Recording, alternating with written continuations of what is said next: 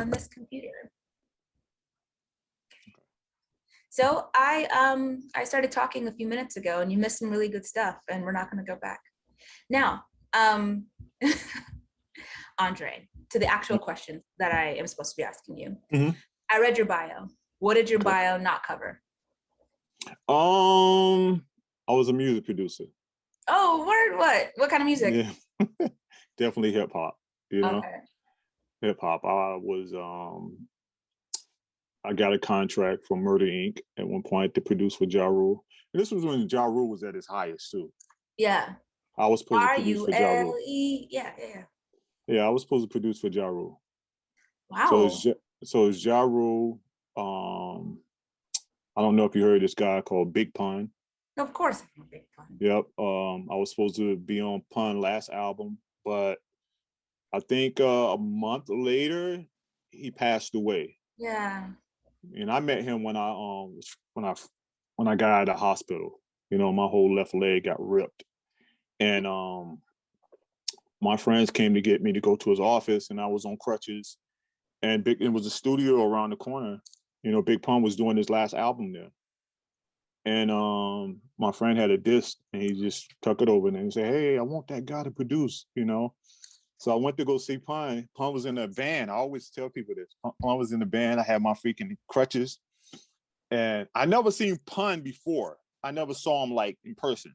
Right. And he's this big, massive guy. He's in this van and I couldn't hear. Yes, I couldn't hear what he was saying. He was like, I just, hey, I want that Latino beat. That was just saying. I'm like, huh? I had to put my whole body inside the van to hear what he was saying because he was just so massive at up top, you know. But a couple of within that month, I think Pun passed away. He passed away. That so, I mean, Capri said it again. You could have said you were in the Ice Capades, and I feel like that would have clocked sooner. Then so you've been an agent, you're a manager, you're a music producer. You also worked at Nationwide. I did radio. Nationwide for a second there. I'm curious. Yeah, I did radio too. I did radio for 14 years. I did because you know every black college has a radio station to a degree, and I played jazz for 14 years. Not jazz. Yes, you know that's what they play. You know the jazz. Oh, I love jazz. Yeah. You know, Afrocentric. What did they call the African music? I forgot Afro what they beats. call it. But there's wasn't also Afro beats. It wasn't Afro beat. It wasn't that called that. Like Fela kind of stuff. It's more with the calypso. You know. Oh, okay. Afro calypso. No, it wasn't called that at that time. Somebody Google it and then drop it in the chat and let us know. So at that time they was playing hip hop and R&B was already there, but in our school they stopped playing that when I came in. So my school was more jazz, orient, blues, and what else? Blues and Latino music. Stuff like that. So they was playing that. But when I came in, I reintroduced hip hop back into the format at Shaw University. So they started playing more hip hop late at nighttime. But yeah. So you asked me about Nationwide. I asked you about Nationwide, but I'm also realizing now I'm glad I'm recording. So when they reach out to make the documentary on your life, I've got some great source material because I don't want no documentary. You just talked about a lot of things like you have, and I mean, Black don't crack, but like you just talked about like 75 years worth of life experience. But I bet money you're not over like 40. No, I'm 51. I just turned 51. Shut the fuck up! No way. Yeah, I just turned 51. Okay, so we're also gonna need to know your skincare routine. What are you putting under your eyes? My grandfather. That's all, you know. It's what? And my grandmother. Okay. It's my grandfather and grandmother, you know. And plus, you got to remember, I'm not a drinker. I don't smoke. I don't drink, none of those things. So a lot of that chemical didn't get in my body to kind of alter my skin and nothing like that. So, you know, I'm happy to be at 51. A lot of my friends super grayed out, which is real good. Which is real good because, you know, according to scripture, that's a sign of an established person. You know, it shows how regal that person is. Only if they have like the knowledge and the wisdom. That I hope that comes with it. But it shows a regal person, you know. But hey, thank God I didn't really get the super grade out. I mean, there's nothing wrong with gray hair. No, it's nothing. I got gray hair, a little gray hair in there. I love just a little bit. Yep. So yeah, I did that. A lot of my friends actually became some of them became Grammy Award winning producers. I knew Biggie before Biggie died. I knew Biggie before when Biggie started.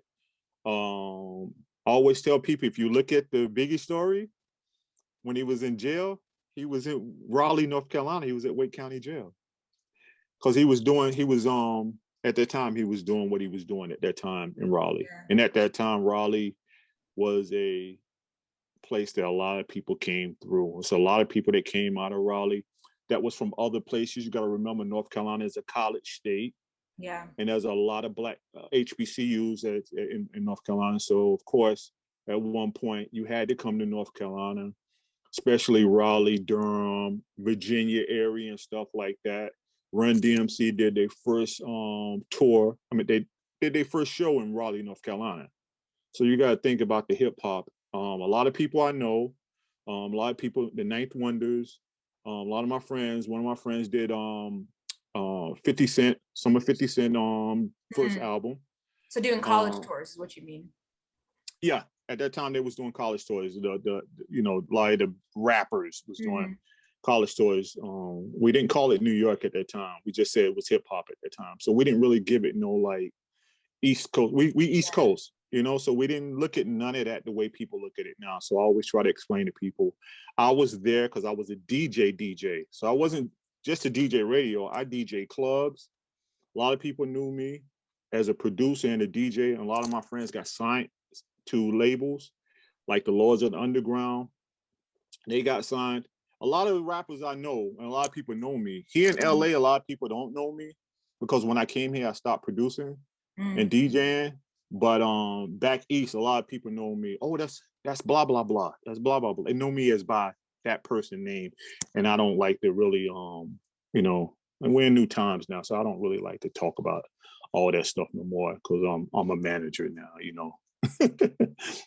Right. So. We'll keep it under wraps. But it sounds like it's really fueled a very rich life, and you sound very grounded, wise, and introspective. So it's great to have you. I still never got my answer about Nationwide. Oh, about Nationwide. Nationwide is on your side. Nationwide. Hey, Nationwide was a great experience, man. It was a great experience, man. They cried when I left. It was a great experience, man. Good people out there at Nationwide. I did about. Was it? Were you doing like? Well, I did like general liabilities, new business, and was it cancellation and reinstates at that time. So it was a lot of like levels, at Nationwide that you can actually, I had got to the level of new business, really creating the back end of it. So, it was definitely a family at Nationwide. I always tell people, females rule. They rule the back end of Nationwide because it was about 97% African American, not 97% African American females, but females, 97%. Women run Nationwide. Yes. Yeah, they're a big part of Nationwide. Actually, the growth of Nationwide because once again, it wasn't as many African American males at the corporate office I was at. There were, but the women actually. I saw that they really did a lot of the work on the back end. As we often do. Yeah. When did you get started in the industry? What was the journey? If you did Nationwide and you're a music producer and you were a radio host, how did you end up in the entertainment, like acting, film, TV world? Well, it's crazy because in 2000, I think it was 2000. I think 2003, Venus and Serena sister died. I forgot the Yolanda. day. She died. What year was that? Was it 2003? Yolanda. Her name was Yetunde. It was 2, 3, 4. Yeah, right in there somewhere. I do remember that. Yeah, At yeah. the time. I came out here to produce. It was me and a couple of other producers came out here to work for this guy who actually had 3 women who worked for. It was 3 women. It was a group, a female group, who actually was signed to Capitol, and I was supposed to come out here to help produce that group. Okay. So I came out here to LA my first time, in 2003. So we stayed for about 3 days. It was new to us. You gotta remember, we East Coast guys. The only thing we heard about LA was like Compton, and Hollywood. In Hollywood, we were in Hollywood at that time. So I stayed for 3 days, and then we flew back east, and I ended up here in 2011, which is crazy. My friend owned the agency, and he called me. He said, "Hey, hey man, you need to come to LA, man." I'm like, "Wow, I'm living good, Right. I'm living good." He was like, "No, man, come out here to LA. I need some help." So I decided to say, I said to myself, you know what? I might need to make a change, man. The weather's good out there. It's good on my body because I was in an accident. It was good on that. I didn't have to deal with the 4 seasons, the Right. winter, summers, and all that stuff, the hail, the tornadoes, the ice, and all that. I didn't have to deal with that. So I sold all of my equipment, everything that I had, and I drove from Raleigh all the way to LA. Burbank. Yep, ended up in Burbank. Was there anything you did along the way that you enjoyed? I've driven across. I did the same drive in the opposite direction.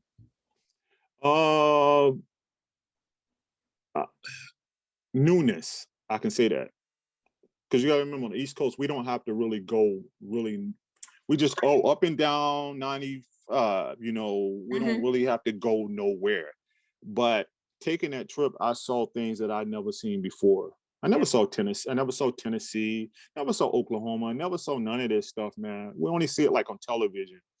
But a lot of that stuff was new to me. The flatlands. Right. I never seen Arkansas in my life, and I saw all of that. So it made me look at some. Look at these different states a little different than just being, back east. It's humbling, the amount of space. Very, in the center. very humbling. Very People humbling. drive for a good while, and you're like, yes. Oh, just that gas station? Like what happened to where the buffalo and New Mexico? New Mexico was I love that. Only thing I kept saying to myself is that I'm driving. I'm like, I got to keep putting gas in my car because I do not want this car to stop because I don't see no gas stations. Nope. So I had to keep filling it up. So, but it was a good trip. It was a good trip. I went to Roswell, and people who know me well, talk to me often, know that I have, I really like sci-fi. If it's in outer space, bet, let's do it. If it's time travel, let's do it. So we went to Roswell because aliens, and I was underwhelmed. This has nothing to do with the panel today, the call today. I just want you to know that I was disappointed in what the alien presentation was considering. You believe in aliens? You believe in? I think it tracks, yeah. Okay. Good. Do you? Hey. I don't know, because I never seen it. So I don't know. I know something exists. Something exists. I think there's something that's there, in the midst. But nothing's greater than you yourself. That's the thing. That's the that people should know. It's you yourself. There's nothing bigger than you to a degree, if you can figure that out. So that's why they say I am. That's why I always tell actors, say your name. I am blase blase, and I choose to be a great actor. The so you gotta it's owning. Yeah, exactly.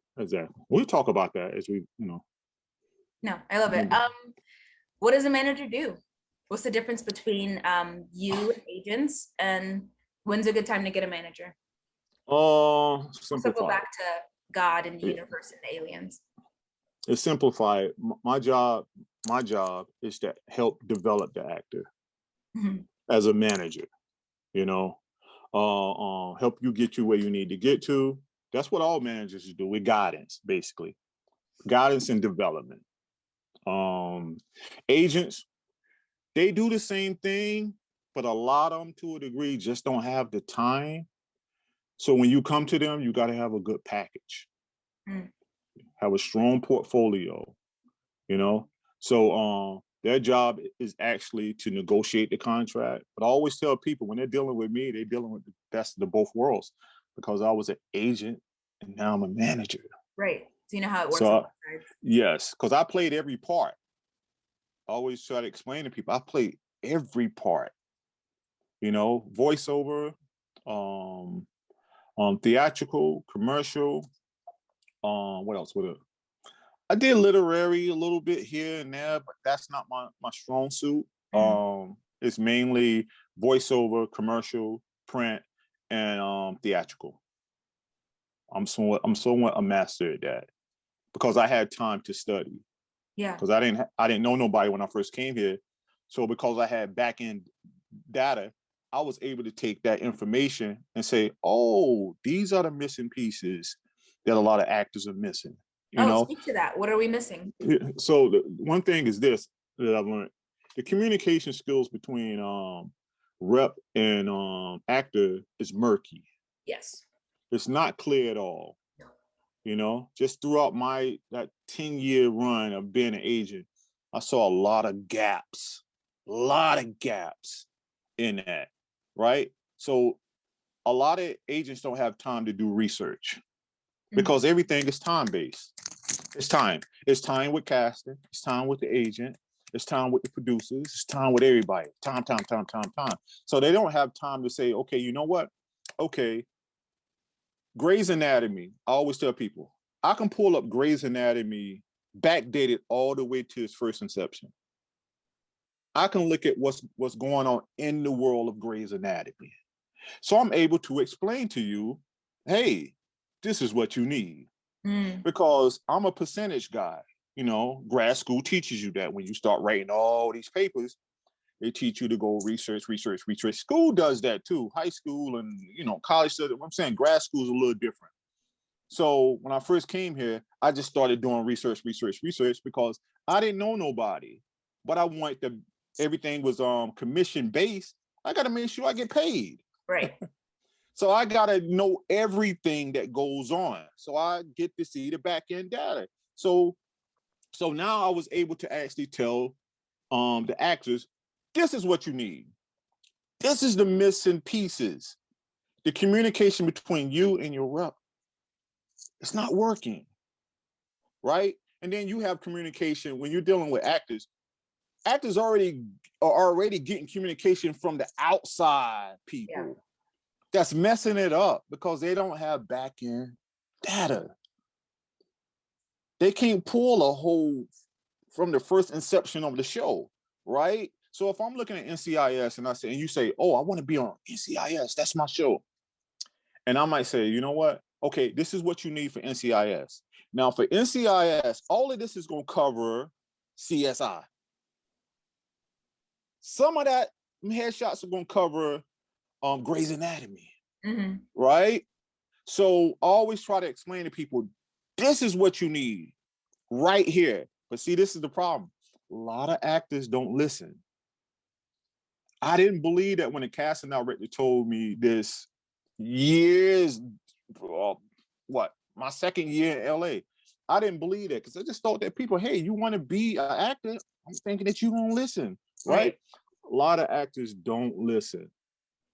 And one person, most people know about me, I'm very straight up. I like to tell people, like, this is what it is. Yeah. If you don't adhere to it, it's going to be a lot of slip and falls. A lot of slip and falls. You might give up. Why? Because the information hasn't stuck in your head. Because there's too much stuff going on.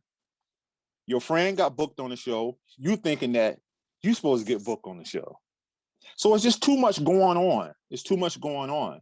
So I always tell people, the communication between rep and client, very murky. They don't get it. So I have to come in and clean all that up. And that's what you do as a manager for the Yes. people that bring you on. Yes. Yes. So what if you're Yes. you're bringing on people who don't already have an agent and you're their sole representation? Yes. Yeah. My job is to first get that portfolio right. Portfolio is key. That When you means say your portfolio, you mean resume, gotcha. headshot, training, skill set, all those things, right? That's what it's about. I always tell people your portfolio, work on your portfolio. Portfolio consists of headshots, right? And then your training.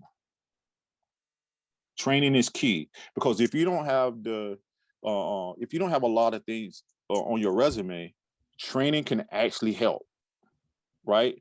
So if you're dealing with somebody like Ivana Chubbuck, Leslie Kahn, any of those things stick out because that tells me something. Those are high-end trainers too. There's a lot of trainers out there, but those are high-end trainers too. So that tells me, okay, this person went to Ivana Chubbuck. Okay, this is what I'm gonna do. I'm gonna set up an audition with this person. I'm gonna give them like some size. We're gonna do some read. We're gonna redirect them, just the way casting does it. That's what the agents and managers do. They help redirect, just to kind of see if they're listening. Their listening skills. If they're able to do it a different way, that tells me if the person high end or low end, right? And in our business, we're dealing with, me personally, I'm dealing with mid-tier and high end, right? Now you on the low end, you could be mid-tier only if you got that training. Training is key. If you stop doing training, it's going to be a problem.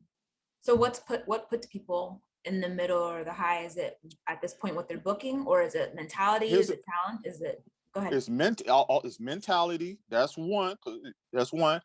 Headshots are key. They always tell you this. They keep telling y'all this. They keep telling actors, headshot is what? Your calling card. They say this all the time. It's your calling card. But here's the thing with that. I told you this way back. The communication is murky. You might go out and get like pay $600 for headshots, but those headshots don't work. You don't get the right ones. No, because you lost $600. And you know why you lost $600? You weren't listening. Wasn't listening, man. No. It wasn't listening. And number two, you don't do your research. Back in the days, they gave us TV Guide. Yeah. That was the holy Bible for people that watch television. You know what? Because it told us what shows that came on. And what right? time? What channel? Exactly. So the shows that came on. So this is how it works, y'all. This is how it works. This is how you do your research, real quick, in a nutshell. Yeah. Pull out your pens. I'll send the minutes. A lot of people don't understand this. Here's the thing. When you're looking at these shows, if you're looking at NCIS, Grey's Anatomy, what else? What's another show out there? Grey's Anatomy. I can tell you right now. Let me actually. We can do this live. So, what? Order, so NCIS. That's NCIS. Equalizer, which is New York. Some people might say they want to be on Equalizer. If you're LA, they do that in New York. Equalizer is in New York. Okay. Right? So it's almost like, okay, I want to be on Equalizer, but you're not a New York local. So you lose out on that to a degree. Now, unless you can become a New York local, you know? Which is harder with COVID, because even if you have somewhere to stay, the turnaround is clunky. Yes. So now you can't be on that show. So now you're in LA, you got to remember, this is the Mecca of film and television. This is the Mecca of pretty much a lot of stuff. Everything is here. You know, that's stuff in New York, but this is the Mecca, right? So, okay, you have the Blacklist. Blacklist is in New York. Can't do that because you're LA local. You're just LA. You're not a New York local. But once again, high percentage of things come through us. They come through LA, right? If it's in Atlanta, it's going to filter through here too. It's going to come here. Okay, so now this is what you do. So you say you want to be on the, let's just say NCIS, right? So NCIS, the high percent of NCIS is dealing with what? Detectives, criminals. Mm-hmm. You know what? It might be a mom that comes in and out that world of NCIS. So you know what that's telling me? You need a mom shot. Mom is the high percent. That's the high. Dad is the high percent. Why? Because in the world of film and television, there's moms and dads. So that's the place to start. Parents. Moms and dads is. This is the thing. The reason why I say this is this. Mom is the high percent. Dad is the high percent. Because mom and dad lived in the world of film and television, right? Mm-hmm. Oh, son got shot. They got to go to mom. There's mom, or they got to go to dad, right? So mom and dad is the high, one of the high percents in regards to, oh, I need to get a mom headshot. Why? Because you know what mom does? Mom runs in and out of film and television. They're running commercials. So you know what happens? Anytime mom comes across the board, you know what will happen? You're going to always be submitted for mom. You won't miss anything if you have a good mom shot. But what if you want to be on NCIS as a detective? The mom shot might not help. Here's the thing. Mm-hmm. You want to cover everything to a degree. It's not that many shots. People think that you need a lot of shots. It's not a lot, right? Remember I told you mom is high percent. But you got to make sure you got to have a good mom shot, Okay. right? So mom turns into theatrical mom, and then she turns over into commercial mom. So now you got two, right? For the price of one. You went in and did your shot. Some people charge $3 for a high price, and you say, okay, I'm gonna do mom. Okay, I get two out of that. I can do a theatrical mom, more dramatic. Then I'm gonna do the commercial side, smiles. Mm-hmm. So now when mom comes across, we're gonna actually submit you for that. Now you said NCIS in regards to you want to be a detective. Here's the thing with that. So you have the detective, got to get a detective look. Now, what does a detective look like? Google it. It's your best friend. Okay. It's your best friend. You know what Google would tell? You know what Google would tell us? Everything. Yes. Pull up the top 10 detective shows that's dealing with detectives. You know what happened? Wardrobe on the back end probably only has 3 changes to a degree somewhere. If you look at any of the detectives, the men, they wear old suits with old ties from church. Yep. You know? If you look at any of those shows, see, this is one of the biggest problems with actors. They don't do research. The information is there. Mimic it. Mimic it. You see what the wardrobe is. Now, if you come in, you got a detective look. You know what happens? We already know that a lot of the shows are dealing with detectives, cops, nurses, psychiatrists. They're dealing with all of that. Get those shots. Get those shots. Let casting do their job. When you think that you're not that person, casting might think that you are that person. If you have the right I've seen it a million times. I've seen it a million times. You know, so detective, once again, you get a detective shop, look it up. Female detective, look up male detectives. I want you to actually create a folder, put a lot of the detectives in that folder. Take the pictures, put them in there. Take a look at them. Kind of look at how the look, the texture of it. Mm-hmm. See if you can actually get a headshot done where it moves. Because casting directors will tell you it's in the eyes. They always tell you that. It's in the eyes. You know, headshots is about in the eyes. Headshots is engaging in the moment, organic. Because TV try to mimic that world to be real. So they're looking for organicness. They need that person to look real. That's why they say it's in the eyes. That's why that certain look, a detective look, That's a certain mom look too. Mom smiles, you know.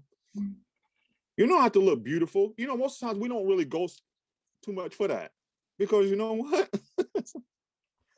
They're looking for organic people. They know if you look beautiful or not. They don't, you know, they're just looking for the person that can fit in that organic world. So we can make this real as possible. I feel like this is covering the question about what you wish actors knew. Yeah, it is. And we're talking about what needs to be in the package. If somebody comes to you and they don't have anything, you're gonna send them, go get headshots. This is your type. These are the best Venn diagram photos you can take. You're gonna be the one, I think I have a picture that's like, I could be a nurse or the babysitter or a tutor. And then it's like, you have the, I'm a politician, I'm an FBI agent, I'm a doctor. And then you have the muted colors if it's for like a Walking Dead type of show. You get the pictures. If they don't have the training, you tell them to get in classes. Here's the thing. What else would say about that? I was dealing with the headshots. The overlap, the Walking Dead. Yeah, but we don't see too much of it. It's really what comes across. Oh, I know what I was about to say. Yeah. You know what I do? What do you do? When I bring on clients, I send them pictures. I already said it for you. I already did the research and I put the pictures in Gmail and say, hey, these are the pictures I need. That's helpful. A lot of people don't do that. No, they don't. And we'll be mad you don't have the right content. Yes, because I learned. Being an agent for 10 years, we didn't do a lot of that. And I believe in time, talking to somebody, helping them grow. But because, like, say now, if I'm doing this right here, 20 things probably came across the board, right? And everything is about time. You got to get to it. Why? Because there's a lot of agents and managers, right? And they all got to get to what they need to get to. And remember, everything is about time. It's about time. So you got to get it in as fast as possible. You see what I'm saying? Yeah. So as an agent, we didn't have that time to sit there and say, hey, you need this, and that. Now, we did it when you first came in, when you audition and stuff like that. We talked to you. First, we had to make sure we want this person. When the person came in and we talked. But that's the only time, to a degree. When's the best time to get a manager, especially if you're getting one? Because there's two different worlds, right? What you've described is very different. If somebody has agents already and they're coming to you to help them manage their career and kind of groom them going forward, groom has a derogatory connotation, help them going forward. And then there's people who don't have reps at all, maybe don't have much on their resume, but they want a manager. When is the best time to decide to step into either of those? I would say once you're established enough, then get a manager. But in most cases, some people go for the managers because sometimes the agency might, well, some agencies about the look, they might already have that person's look. As a manager, most likely to a degree, with me personally, I only can speak for me because I know a lot of managers do certain things different. With me, it's about a look, but I like helping people. I like building the person, I like building the person, me personally. So I would say the best time for anybody to get a manager is when you're established. I would say that on that aspect. But in most cases, you do have actors that go for the managers, because we have the same thing, same platforms, and then you have some managers that get more than agency. Because you have some managers that get more. What does established look like to you, though? What does that mean? Credits. Okay. Credits on the resume. Does it matter if it's a lot of co-stars? Should it be like once you get your first guest star, then come talk to me kind of thing? Or no. Co-stars is all right with me because I know co-stars are actually intros for actors. So those are the things to build your resume up. So if you get your first co-star, you got the ABC on you, if it's an ABC one, right?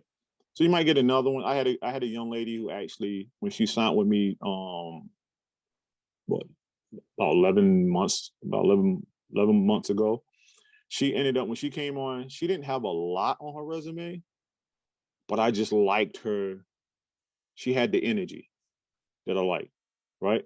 So I brought her on within, probably within, I don't know, 6 or 7 months, she was on 2 shows, right?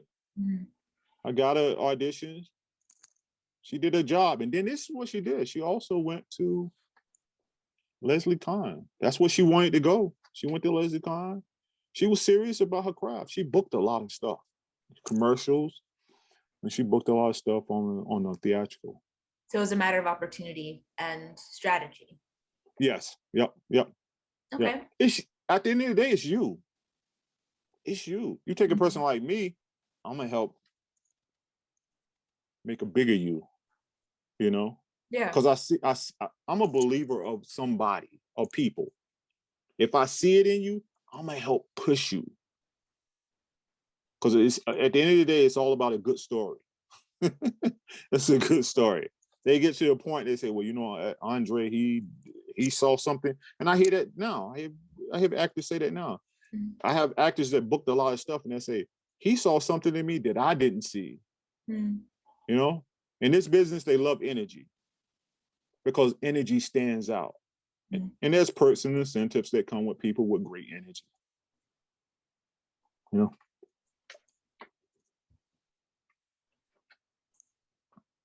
I know we everywhere. I'm trying to figure out the best way to ask the question I'm thinking. Okay, go ahead.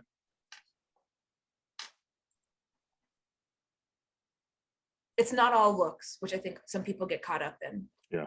Mm-hmm. It's not all just your type, which I think a lot of people get caught up in. It's not just what's on your resume, which I think people get caught up in. If someone currently doesn't have the right energy, mm-hmm. Can you like unpack that a little bit? What is the mindset vibe check that needs to be happening for people to be enticing to work with? Is that my question? I think that's my question. Yes, like say let's just use kids. When kids come in, okay. We always do. We tell the mother if you can wait outside, right? Because most of the times kids are shy and they just gravitate to their mom. They try to hold on. So we know that when they're doing their auditions, it's not going to work out because they need somebody to hold on to, which is mom, right? So it's the same way. When I see somebody that comes in, when I see a kid that say, "Hey, hey, hey," that's great energy because mm-hmm. we know that kid can stand alone, right? It's the same way with with any actor that comes in. You know, great energy. So if they have great energy, it stands out. That's the person you want to work with. People with like great charisma. Energy. Yes. But not everybody, yes. And this is something I used to teach lots of like leadership camps. Mm-hmm. And one of the big things we always say is that it's not just the person who's the loudest and in front, that's the leader. I feel like that's the same way with energy and charisma because mm-hmm.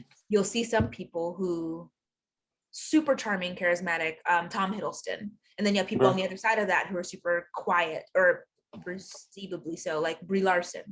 Mm-hmm. So that reads very different when you're in a press junket and you have this huge big Marvel project and Tom's ready to yuck it up with you and talk and chat and do, and then Brie might be really quiet. But that doesn't mean Brie Larson's not doing a great job. Exactly. So what, for people who don't have tons of charisma, tons of energy, what is the balance there? What weighs out the scale? Well, here's the thing. When we do auditions and stuff like that with a client, we know exactly if they're the right candidate. Because it'll come across mm-hmm. through the auditions, you know? Automatically, when somebody come in with energy, we automatically know.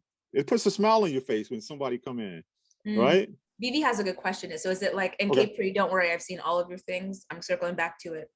Vivi has said, is it like confidence? Is it? Yes. Yes. Okay. Yes. It's just like a grounded presence and yes. being present. Yes, it's like this. When you have that energy, that, hey, it comes across great commercially. Mm-hmm. Commercial is about products and service. right? They're selling the product. They want the great person for that campaign, right? Yeah. It just puts a smile on the person's face. And you get more when you have great energy for some reason. You get more. It's a plus. Okay. You win, But I get it with the Brie Larson thing. I definitely get it. But most of the times that comes across in their acting. When I see them performing, True. I'm like, this is a good actor, right? This is a good actor, So I don't look at the big thing, the energy part. I see the energy in her audition. So that tells me a lot about that individual. So we're able to actually read these actors to have an understanding of how strong this actor is, So, but having somebody with great energy means a lot too, to a degree. Yeah, no, that makes sense. Commercial. Because if it's not just the pizzazz, yeah, it's still, I know exactly what you mean. I wish I could explain it better. I see what you're bumping up against, because I'll watch TV with my partner and I'm like, that person's killing it. Yeah. And that person's kind of boring. And and they might not be doing anything too different, but there's somebody put it in I think Xavier said it. When the person's really present and what's going on, they're really listening. There's really, and it's in the eyes, because when somebody's listening, thinking about something else. So that might be one thing in person, but if somebody's thinking about something else and you're watching them on TV, if that's not part of the character, then what are you doing? Yes. Yeah. So but that's not helping. So high-end confidence is just the way she was saying. I forgot the young lady that was talking. High-end confidence is definitely great, right? Somebody that doesn't have high-end confidence to a degree, that's not too much. It's not like a big deal breaker for us. It's just that when we actually present the audition in front of the person and the person actually does what and they take directions well, that's a thumbs up for us. So high energy is great based off of commercial and the types of roles that come across that might ask for that, right? So we know the person is confident. Yes, it's definitely. We're gonna talk about that too.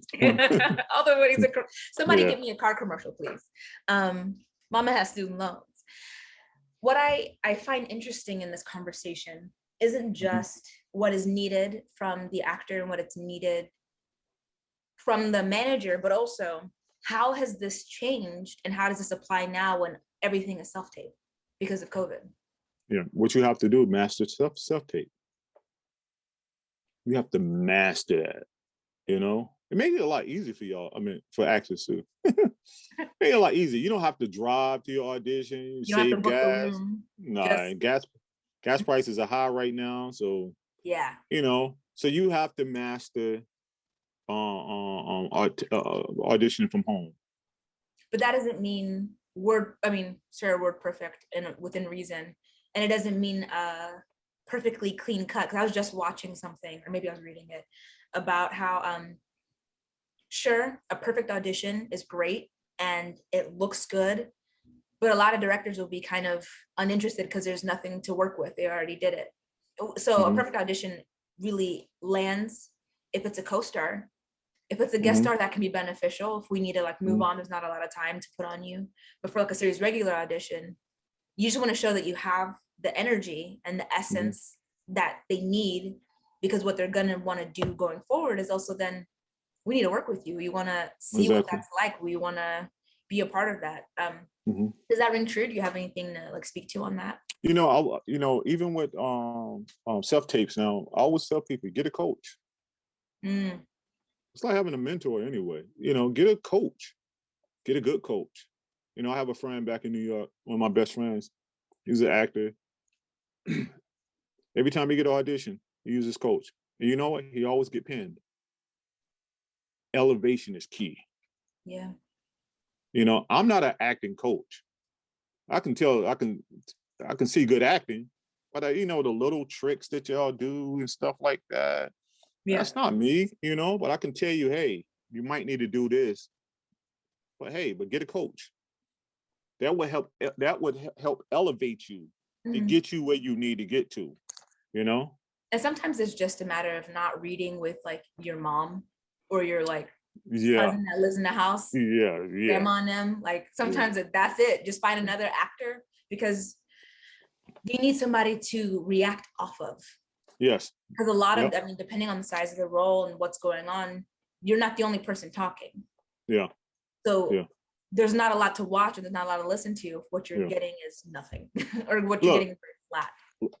Coming in this business as an actor, it's about elevation, right? High-end business thinking. Portfolio needs to be high-end. Why? Because you don't want to be one of the people that's in that long line. And in that same long line, you're going to keep hearing no because you just didn't get it right. But come in right. Think high-end. What should my portfolio have on it, right? What can I do? Everything is about it. With us, your information, your headshots, your resume is a tool for us. That's what we use to pitch. You know, so when you stop doing certain things, it's hard to pitch certain things. If you don't have the right headshots, I can't really do so much with you because everything is about, if a role comes across and it's asking for a young African American female between the age of 28 and 34, who's a district attorney, blah, blah, blah. Only thing I'm looking at is district attorney. That's fair. Okay. That's it. I'm not looking for nothing else. I already know what the actor brings to the table. So when it says young DEA or young district attorney, I'm looking for a young district attorney. What do you find that at? I'm going to Google some district attorneys. I want to look at the organicness over that district attorney. When something comes across the board, I need to see females or males in that attire. Why? Because remember, everything is about time. When casting, it's called first look. Cast and see it. Boop. Boop. That's all they're doing. This. And you might get a casting associate, or you might get the assistant that might say, the casting director might say, hey, you select. All right, we'll do it. So now they're just going off of what looks right. Yes. So let me ask you this. I've been saying that a lot. I want to ask you lots of things. But hey, you got my time. Go ahead. Yeah, thank you. I appreciate it. Because it's hard out here, if people don't have the funds to pay for the coach every time, to get the $1,000 headshots, or to update their headshots all the time, to set up the taping studio, and you can see my Amazon lights reflected in this picture. But if people don't have the resources to do that, but also do want to level up in their career, is that a complete hindrance, or what's the move then? Here's the thing, and I said this to a bunch of people too. I said, look, there's no excuses no more. There's no excuses no more. You got Grubhub, you got Uber Eats. There's a lot of things out there now where you can work for 2 days and get your headshots done. Here's the thing also. You get the right headshots, you get submitted for a lot of commercial stuff. Well, it's non-union. Take that same money, put it in your theatrical. If you book a national, that's super.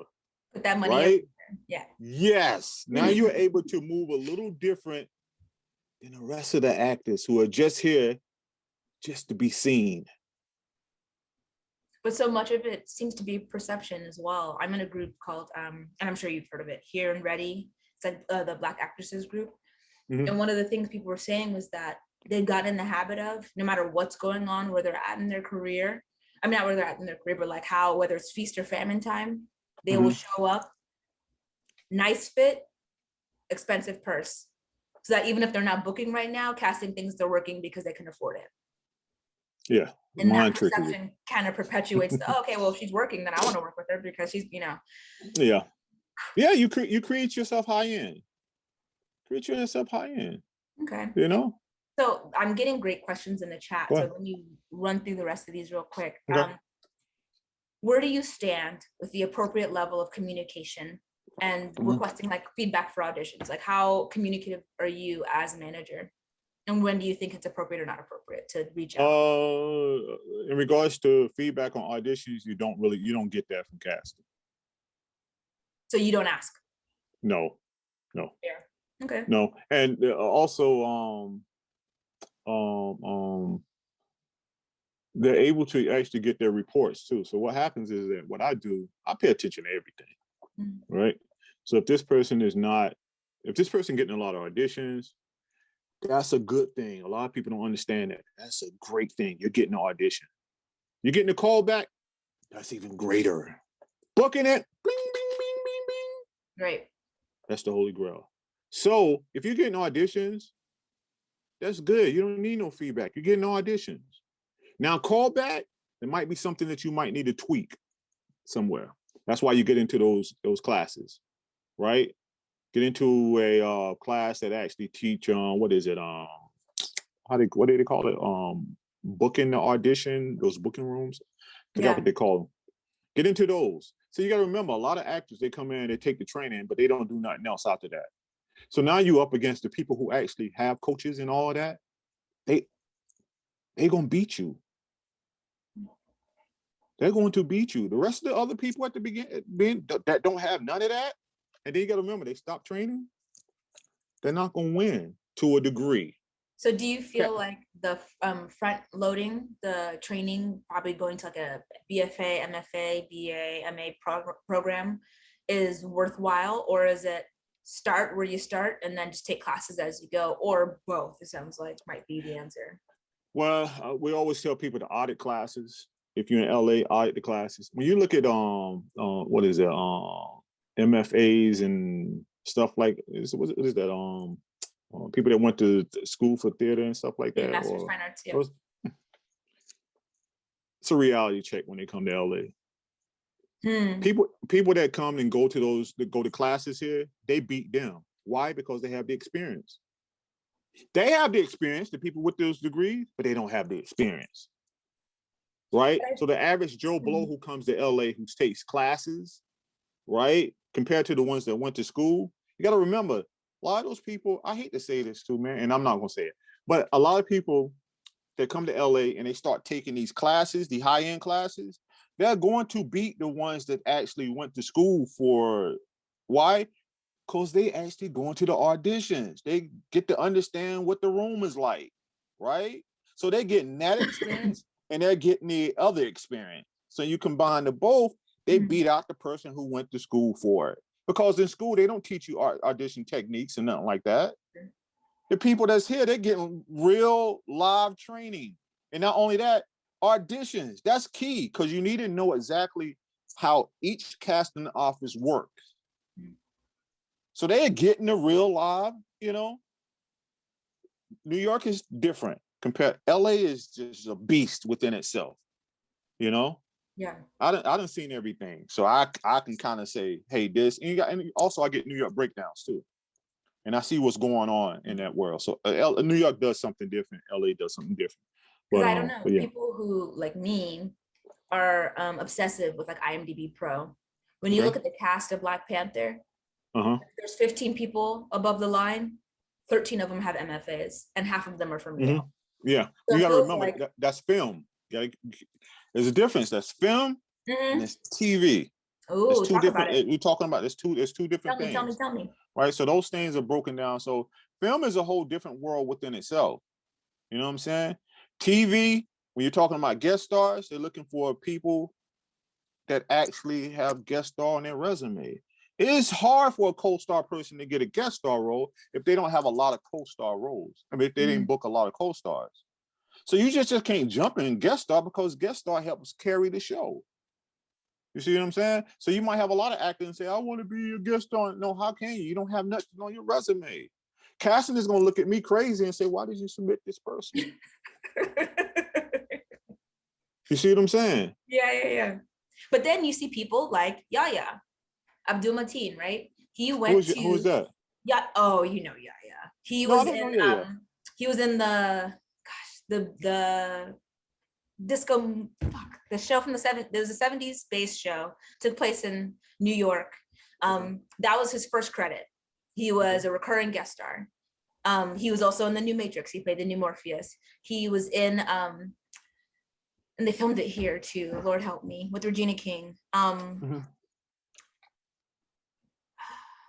The not Mad Men, Watchmen. Somebody said, yeah, I saw somebody. Watchmen, right? He played the, no spoilers. He was in that show. He was in Candyman, but he came from Yale, actually, I think, and then got thrown into I guess, but again, what you're saying is true, I think, because New York is so theater focused that I think that becomes something that is heavily weighed versus LA, where it's really like, do you have it or you don't have it? And if you don't have it, go learn to get it. Yeah, because they had to most people from New York had to transition over to the LA way in regards to we're talking about film and television, not theater. You know, even though we get theater stuff that come across the board, but you're gonna see a lot of New York. You know, it's gonna be New York. You know, and other places too, but mostly it's New York. So New York is more theater to a degree. So when people actually audition, they might throw that theater type of thing to it. You know? Oh goodness. I don't know if it's you or me, but it's like, okay, now I gotta really take some classes now to really audition for. On stage and on camera certainly aren't the same. Frozen for a quick second. There we go. Oh yeah, she's back. Was it me or was it him? I think it was you. Oh no, okay. Sorry, I was gonna say, there's a thank you for picking up the slack there, Profound. Is there there's certainly a valley between what it takes to do theater work and what it takes to do film work. And a lot of people have to find the bridge across. I 100% agree with that. Yep. Okay, so yes, so you know. Yeah, please. Now go ahead. You were talking about. I was just going to ask you the next question, which is, now that we have seen some of your resume, you were a DJ and worked for Nationwide, and were a producer and were an agent. Now you're a manager. What are your long-term goals? Do you want to be the head of a studio? Do you want to teach middle school English? Like, where will we see you in 10 years, Andre? My thing is what I'm working on now is actually to bring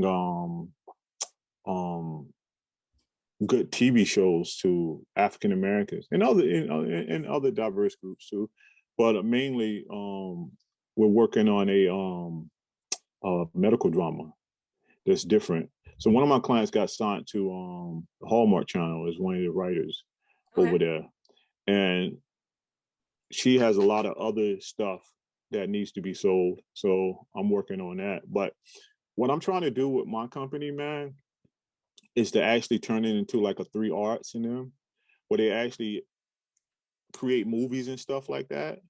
So you want to have a production arm as well? Yes. Then you manage talent and writers, it sounds like. Yes, I want to be able to actually not so much dependent on Hollywood, you know, because there's different levels of Hollywood. You know, some of those floors we can't get in, you know, because there's too many security guards. It's like kind of hard. You get past one, you got to go through another. So it's almost like, okay, there's too much dependency.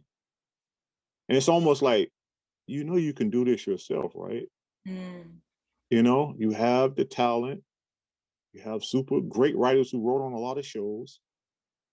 Just create it. Just do it, find the funding to make it happen. Yes. And I wish it was like a portal for actually African Americans where we can go in and grab money to create great shows. And that's what I'm trying to do. I'm trying to create shows that make African Americans go back to school to be, go to school to be doctors and lawyers and all those things. You know what I'm saying? Because back in the days, they gave us that back in the days. I remember the 90s. They gave us Cosby. What UPN used to do. Yeah. They gave us Cosby. They gave us Different World. A lot of people would tell you they went to college because of Different World and the Cosby Show. And then Spike Lee gave us movies that see what I'm saying? All of that's gone now. You know what you do have not Blackish. What is it? What's Ronan? You have that when they in school. You know, UPN got brand new and then became the CW and got rid of all the black shows. But the 2010s were rough. The mid 2000s were rough. But now we're coming back around to having so much more content, which I think is also really exciting, because you are seeing the shows led by the Latina people, or you're seeing Indian people leading the shows like on The Resident, or you're seeing all kinds of stuff coming back around. But I I too, Andre, am rooting for everybody Black. So I think that's dope. And I really love that. Yeah, I because I would think that be probably murdered by the people in the chat if I don't ask you. ask me. Do you represent people outside of LA? Are you looking Yes. for anybody new on your roster? Are you open to people in New York and Atlanta?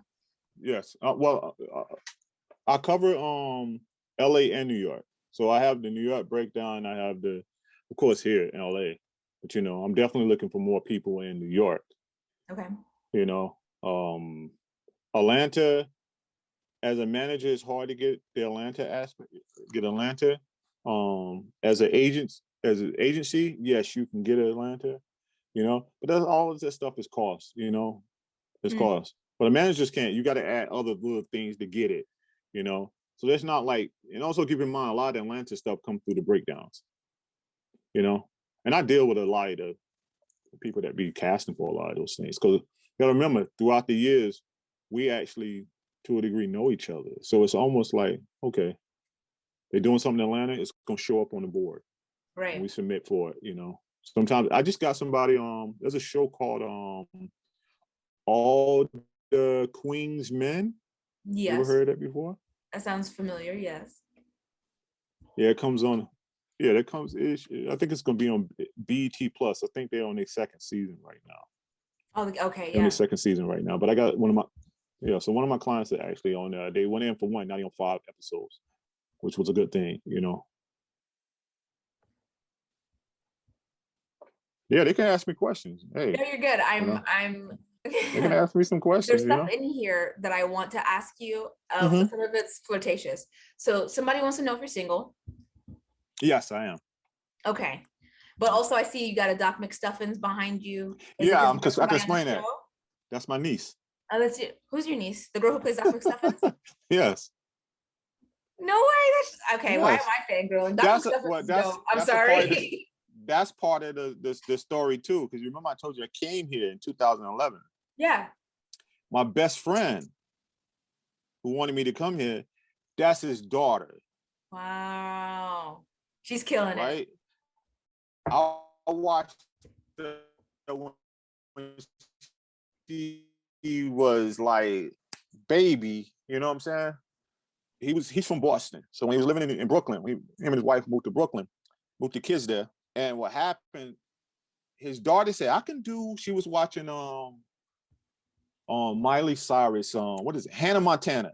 And she said, I can do that. She said, I can do that. And her little kids was, I can do that, you know. So what was happening is she was watching these shows and mimicking everything. She was mimicking everything. So one lady told him, hey, you should move to LA because she got it. Okay. So she had the energy. Okay. Yes, yes. So they packed up, moved to LA, Burbank. She ended up getting an agent at Abrams. Casual. Something happened with that. It wasn't doing what he wanted them to do. Okay. You know what? I'm going to set it up for you and him to talk because I don't want to say, because the story is a great story because this is what made him become an agent, an owner, and an agent. Because you remember, East Coast, we're hustlers, you know? I always tell people that we're hustlers, you know? It's a different pace, for sure. Yes, yes. It was like, hey, any way we can try to get in, you know, this and that. So he did a couple of things. There was a show called a movie called Den Brothers. Okay. You know, for Disney. He ended up getting her in that. So she became one of the stars in that. Then she ended up getting on Hannah Montana. Oh, she got on the show. Nice. Yeah, she got on the show. And then she was one of the first on what's the lady name that did Queen Sugar? Eva DuVernay? Yes, she's one of the ones the first girl that was on one of her movies. Oh wow. Yeah, it was a little thing that she was doing when she first started out. I can't tell you how many Black female friends I have that are doctors or how many anecdotes I've heard where like people didn't believe they were the doctor in the hospital room until Doc McStuffins came out because they didn't fathom that a Black woman could be a doctor. Yes. And Doc McStuffins came out. Changing the game. Yes, I was there. Like and then this is the great thing about that. So she did document stuff, and she did I think 2 seasons of document stuffings. And something else went wrong with that. I can't talk about it, but she is the original document stuffing. She did 2 seasons of document stuffings. That money allowed for her to go to USC. She graduated from USC, right? Oh wow, she's grown now. Okay. Yeah, she's grown now. Yeah, she's grown now. She's but yeah, she was document stuffing. Also, she also is the African American female princess on Sophia the First. So she, so I got her that, but Abrams got her the other one, the document stuffings. But yeah, so that was I saw the growth, cool, everything man. growing. I saw everything growing, The short answer, he's single. That's his niece. Somebody wants to know about your skincare routine. You said you don't drink or smoke. No, I don't drink. I don't drink or smoke. Oh, this is what happened was also this in regards to all of this. I was in a car accident. You said right? I was in a car accident and stayed in the hospital for almost a year. Right. And when I moved to LA way back, I was in and out of the hospital because of my left leg. So what happened was 2 years ago, I started having heart palpitations. I always tell people that something spiritually told me to go walk. So I got up, went walking, and it said, read. Okay. Read your books. So I started walking and came back, and heart palpitation went away. Next morning, I got up and walked 30 minutes. After that, 1 hour. Now I just do 2 hours. So for 2 years, I just walk. I've been walking. Right. So I walk 2 hours, 6 days out of the week. All that changed. I went plant-based too. And I started reading my books. So I read close to 150 books a year. And all the books deal with like plant-based herbs and all those things. And it helped. It helped a lot, man, But I do have good skin. Everybody say that. I do have good skin. At 51, I have good skin, Yeah, I do. I don't drink none of that stuff. The skin is that's why I don't do none of that. So exercise, eating well, and then being mindful about what you put in your body. Yes, there's a lot of stuff out there. There's a lot of stuff out there that repairs the body. There's a lot of stuff that repairs the body. The problem is that a lot of people don't read. And a lot of people don't have access to a bunch of books. I have a folder, over 1,000 books in my folder, right? And it's dealing like with certain plants that you can actually consume that will actually repair certain things about your body. I always tell people the body is almost like this. So you have the front end, which is organs and stuff like that, right? You have the liver, the kidneys, and all that. The back end is actually where all the data is stored. Right? Back end, yes. Yes, those are the back end, like a computer, right? There's pieces that goes inside of that. Certain plants, that's why they say that you take cranberry. What do cranberry do? Kidneys. Exactly. So there's certain plants that work for certain parts of your body, right? Even your gut, that's the second brain of the body. That's where all the problems happen at, because that's the wasteland. And most times people don't hit the reset button. They don't hit the reset button to cleanse out their body. They don't, once water go in your body, it can actually cleanse a lot of stuff. But one of the biggest problems is that people take in too much stuff in their mouth and they don't cleanse none of that stuff out. What's two things that people need to know to consume to help with their gut bacteria? Because people don't know this. They actually say that depression and anxiety is hereditary, not because of the brain makeup, but because of the inherited microbiome that people have.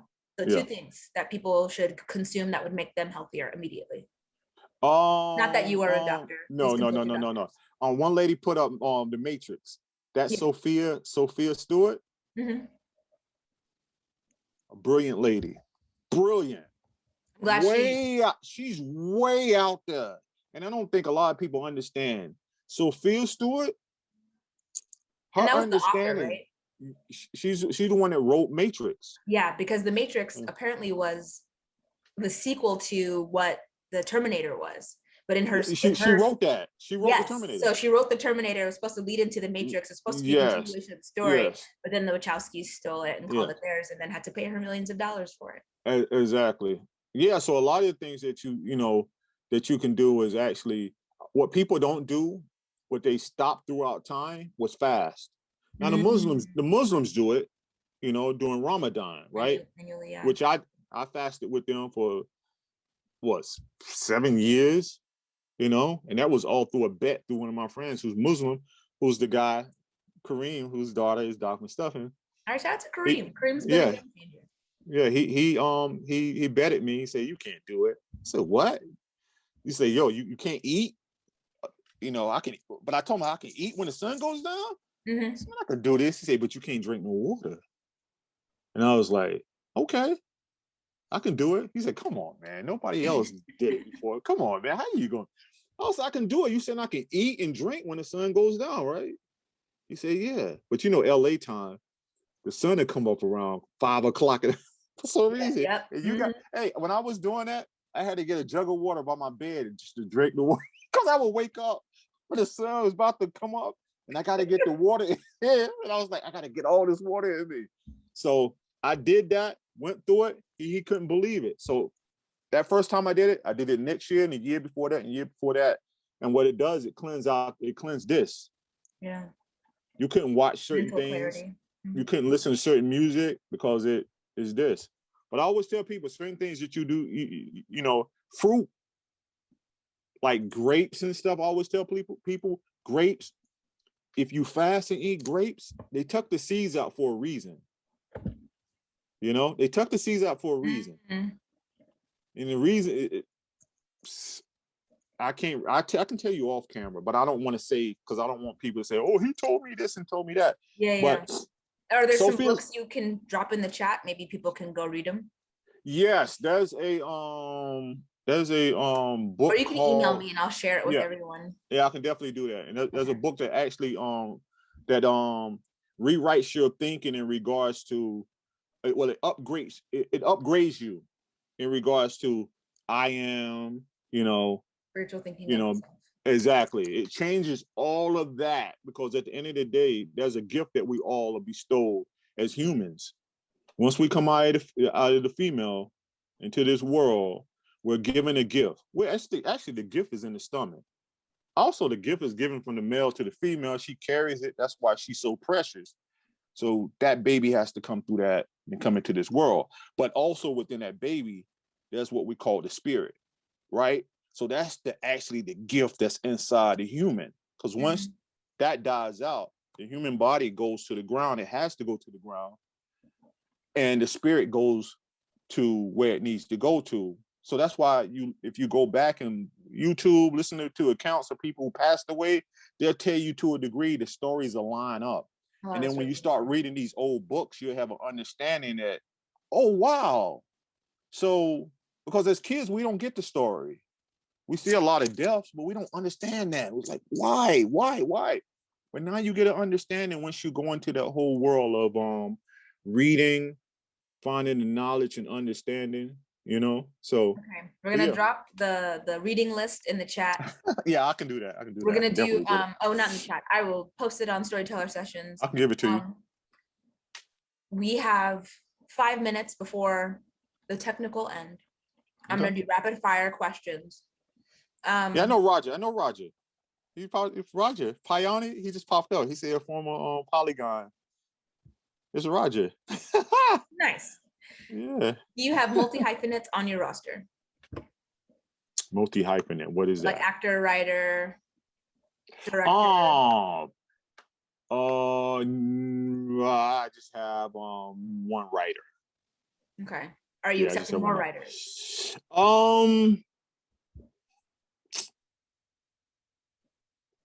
Not right now, because that's not my strong suit right now, because I don't want to take somebody and just have them up there. That's not me, Someone asked a good question. I've heard that LA looks for stars while other markets like Atlanta look for actors to fill roles. Do you have any thoughts on that? Have you seen that to be true? Actors that fill roles. They're looking for bodies. Yeah, but also this is the thing. A lot of the actors here in LA, they go to Atlanta, and they secure jobs quicker than the people that's there. Because a lot of them are SAG. They're super experienced, you know. That's what I've seen. That LA actors go from LA and book in Atlanta. Yep. So that's why they have LA and they're bi-coastal. You know. I will say I've seen a lot of LA people come to Atlanta, and it takes them longer than they thought it would to do well because they still have to get in line. Just saying. Someone's open to oh, okay, Roger, I see it now. Headshot critique. How can we do this? Joy, let me think about that, and I will. Well, you have my email. You can send it. You can actually send it. I can actually look at it and give them some, you know, okay, tell them what they need to do. So you're open to sharing your information? People can send you stuff to get feedback? Yeah, I give them feedback. I love to help, you know, help people, you know. Okay, cool. So can you put your email address in the chat and people can reach out to you if they feel so motivated? Yes, I can tell them what it is. They won't send it directly to me. They can send it to my assistant. They can send it to Avail. They can send it to Avail Artist Management at gmail.com. And it's management, the whole word? Yes. Yep. Okay, and is that correct? Artist. The artist management. Yep. Okay, cool. Exactly. Just put attention, Andre. You know. Here's the thing, and this is great, Vivi. That's great feedback. Maybe we can do it for Joy and Vivi. I don't know if you're interested. Capri, I don't know if you're interested. I imagine you have Actors Access pretty easily accessible on your computer, Andre. Yes. Would you be open to sharing your screen and maybe having some people's looking over some people's stuff? On Actors Access? Let us. Roger. What did Roger say? I ain't seen Roger in a long time. He said thank you. I don't know what I did, but you're welcome. So if you would like him to look at your stuff, I guess drop a me in the chat and we'll see how many we get through. Also, Andre, your time is yours, so let us know when you need to go. People will sit and hang out until 10 if you let them. So yeah. I mean, I'm good. I told my sister that I'd be on the, you know, don't worry about it. So I'm good. Got you. I'm good today. So what are we looking at? Okay. So Joy Cooper, I think, asked first, so we can start with Joy. And how do I, Profound, help me. How do we give him the stuff so he can share? Sure. We'll just make him a co-host and we'll just share from there. Okay. There you go. All right. You know how to do the things? No. How do you do? Okay. Click share screen. And then it should give you the option of what page to share. Share screen. I'm not making that up. Oh yeah. She's right. Send the link. That's good. Oh, perfect. Yeah. Yeah. That'll be good. I can. I want to give Joy first dibs because she said it first. Okay. So Joy, where's your link at?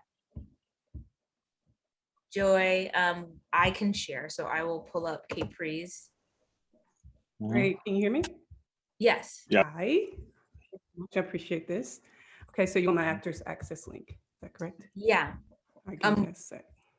Right now I've got Capri's pulled up, so we'll look at hers and then we'll get back to you once you have yours available. No worries.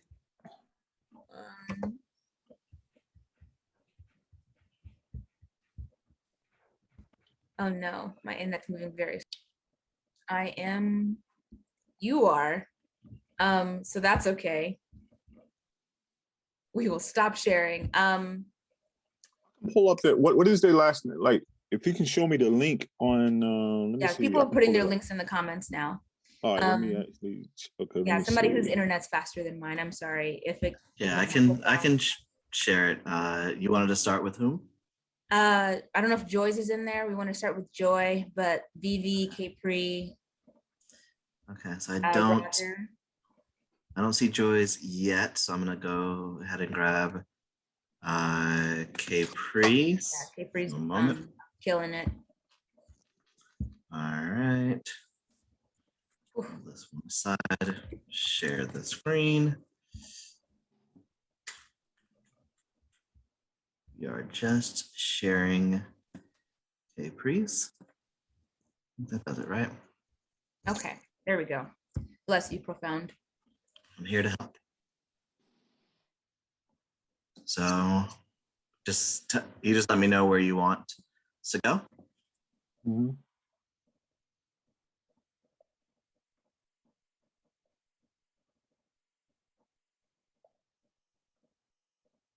Oh, and Capri, you can unmute yourself if you want to have talk directly to Andre. I think I know this young lady.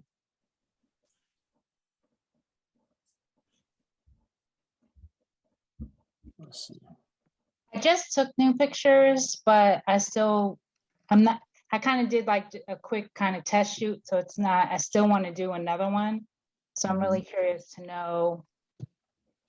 I did a more character-y one with like glasses and wigs. I haven't really done wigs before. So I'm really excited about those, but they're just not ready because I'm literally about to get them retouched. Mm-hmm. But yeah, I was in LA before, so we probably crossed paths at some point. Yeah, you used to be at Tammy Mac, didn't you? Yes. Yeah, that's why I seen you at Tammy Mac before. That was a long time ago. Yeah, you going way back. We got to change your mind about the writing because I got a hip hop love story that you would dig. And I'm from Jersey. There you go. What part of Jersey you from? Teaneck, but don't tell nobody. No, I know Teaneck. And I still got my Brooklyn phone number. Wow. All right, do you have any feedback for Capri on her? Yeah, up now. I'm trying to pull up her. I see a head. I am. Let me see. This is what you can do. Let me actually go all the way down on this resume. Let's see. Keep going up. Right there. Stay right there. Let me see.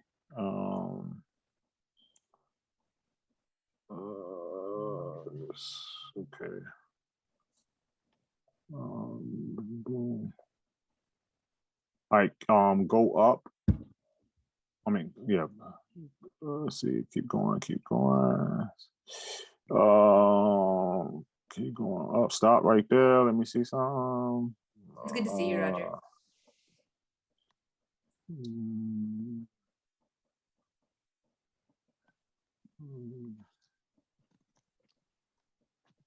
Here's the thing about the TV aspect of what you have on your resume. You know, I'm gonna be honest. A lot of people don't even care nothing about none of that. Even the film aspect of it, it's good to have that on your resume. We look at those things as fillers and stuff, but a lot of them really don't know what those things are. A lot of the casting directors don't even know what those things are. But it's good if you do have a reel out of that, a clip out of that, which is real good. But a lot of them look at those things as, yeah, I don't know what that stuff is. So, but it's always good to have, if you actually done these things, get the clip and create a reel out of it. That's very important. Real. That's very important. So, yeah, they're on. Let's see. Go up to your headshots. Let me see what your headshots look like. Okay, let's see. Let's master headshot. Okay, let's see. Let me see if I can open this. Call that my realtor picture.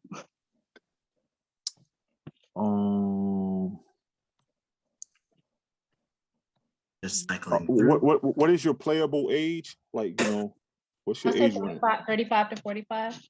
Okay, 35, 45. Okay, let's see. Could you open it up a little bit more? All right, could you click on the first one? Let me see what that one is. All right. All right. Let's see if it shares it. Because I think because I'm sharing one page and it's a pop-up, that it's not going to show it fully, but I can adjust it if you give me 1 second. Yeah. Give me 1 second, pulling it back up. Make sure that's the right Yeah, that's the one. All right, sharing the headshot. Okay. Thanks, All Profound. right, cool. All right, go to the next one. I can Sure. tell you Actually, this. let's do it this way, so that I'm not actually share my screen. There we go. Okay, cool. All right, let me see. So you want to go to the next one you said? I can see it now. I can actually see if I can open it up. Here's the thing. When these pictures pop up on whatever agent or manager selected for each role, those things have to say something quick, right? So here's the thing. You should always have a nurse shot in here, because there's a lot of nurse. There's a high percent of nurse gonna pop across the board. So you always want to be selected for that, right? Also, you want to definitely have a mom shot in here. So it got to be first look, because remember, everything's about time. They're not, to a degree, going to really open these things for some reason. In regards to the notes aspect of it, or even the notes are only like 26 characters. So you got to fill in all that information in 26 characters. You got to put in something in there. So if you had a clip, or even if you had your photo is definitely great, because it's going to be first look. Having a clip is definitely great too, because it's an added. It also lets the person know that, hey, person has a clip playing a nurse. So what happens is, to a degree, there's a higher chance for you to get audition off that, right? So once again, headshot, the first headshot, if you had a nurse shot up here, they're gonna automatically say, okay, yeah, she looks like a nurse. And then we're gonna note it and say, hey, she has a clip that plays a nurse on blah, blah, blah. They're gonna look at that. And then what I'm gonna do on my back end, if you have a good agent or manager, what they're gonna do, they're gonna send a back end pitch on top of that pitch. That means they're gonna send an email pitch. So you definitely want to have a nurse up there. You want to have a lawyer shot up there. You want to have a owner of a Fortune 500 company up there. You want to have a mom up there. You want to have that you can play a crook, a criminal. You need that up there. So those are the 5 basics, to a degree. 5 is really 5 or 6 basics. So of course, you have miscellaneous shots, but the thing is that you want to cover anything that comes across the board to a degree. You want to make sure you're selected for it. That increases your chance of getting auditions. Because if you're not submitted for it, you won't get an audition. You won't even get looked at. So you got to have the right headshots. They're suggesting more specific types. Yes. Okay. Yes, because it's first look. So if the role, once again, says a young DEA, first off, the person got to look like a young DEA. Can't be a miscellaneous photo, like just any random photo. Why? Because they want everything to fall in line. So if the description comes across and it said that, once again, I'm only looking at it when it says young DEA between 28 and 34. Your picture might pop up, right? So if it don't have anything that matches that, I can't submit you. Now, if you did have a clip and I submit a photo that kind of get close to that, I can actually note that blah, blah, blah, played a role as a nurse and blah, blah, blah, real quick, right? And then I'm a back end in that in regards to an email pitch to the casting director, and I'm gonna send a link showing that you played a nurse. But just sending a picture that don't coincide with that world, it's gonna be hard. It's gonna be hard. Because you got to keep in mind, there's other agents and managers who are submitting the right photo. So you just want to be a part of that and then add what needs to be added on to get the audition. Hey, Preeti, what types did you get for your new headshots? Just out of curiosity. I got like a more gritty. I got one with like a wig and glasses, because I'm a character actor and I just needed a drastically different look, because the one I have on here I want to replace. Mm-hmm. So I have had one with the suit. It's just kind of old, so I probably need to just get a more updated one. Yeah, well, usually some people do what they do is that they go to this. These are just old tricks. What they used to do, they go to the store and they get a high-end suit or whatever. Right. They take their headshot, they take it right back. So the thing is, I always tell people I always tell people, of course you can have the low end, you can have the low end picks and blah, blah, blah. I always tell people coming in this business, if you want to move a little different in this business, make sure your profile is strong enough. And then you have the right headshots that fit what comes across the board. It's not so much what you're thinking, it's about what we see on a normal basis. This is what's coming out. So I'm able to say, hey, you need these headshots. It's going to help you out a lot. Don't just have random shots up there. Because you got to remember, what's coming across the board now is more dramatic. Not as much comedy like it used to be. I see a lot of dramatic stuff that comes across the board. And they're not asking for certain photos that you have up here. My thing is that I try to make sure everything is connected right. That's why I get a lot of auditions, because I tell people to get this shot, and it all aligns together, because I know it's time-based. Because I used to have a casting workshop company for 2.5 years. So I sat with a lot of 80% of the casting directors. 80% of the casting directors I sat with, and I sat in all of those classes when I did those casting workshops. So I know them like the back of my hand. For the sake of time, can we jump over to Joy? Yeah, let's do Joy. Hopefully that answered some of your questions and was useful feedback. Yep. Looks like Joy has a lot of theater training. Claiborne Park is a dope play. Good for you. Let me see what she has up here. Liberty. Oh, library agency. That's here in yeah, I know where the library agency at. Let's see. You just with them commercially. Yeah, your resume not sure. They do film and television over there too, right? Yeah, I'm with them across the board, actually. Yeah, I just signed with them like 2 weeks ago. So oh, cool. I've heard of them before. Let's see. It's hard to get reps. yeah, I'm fresh out here full time. Yeah.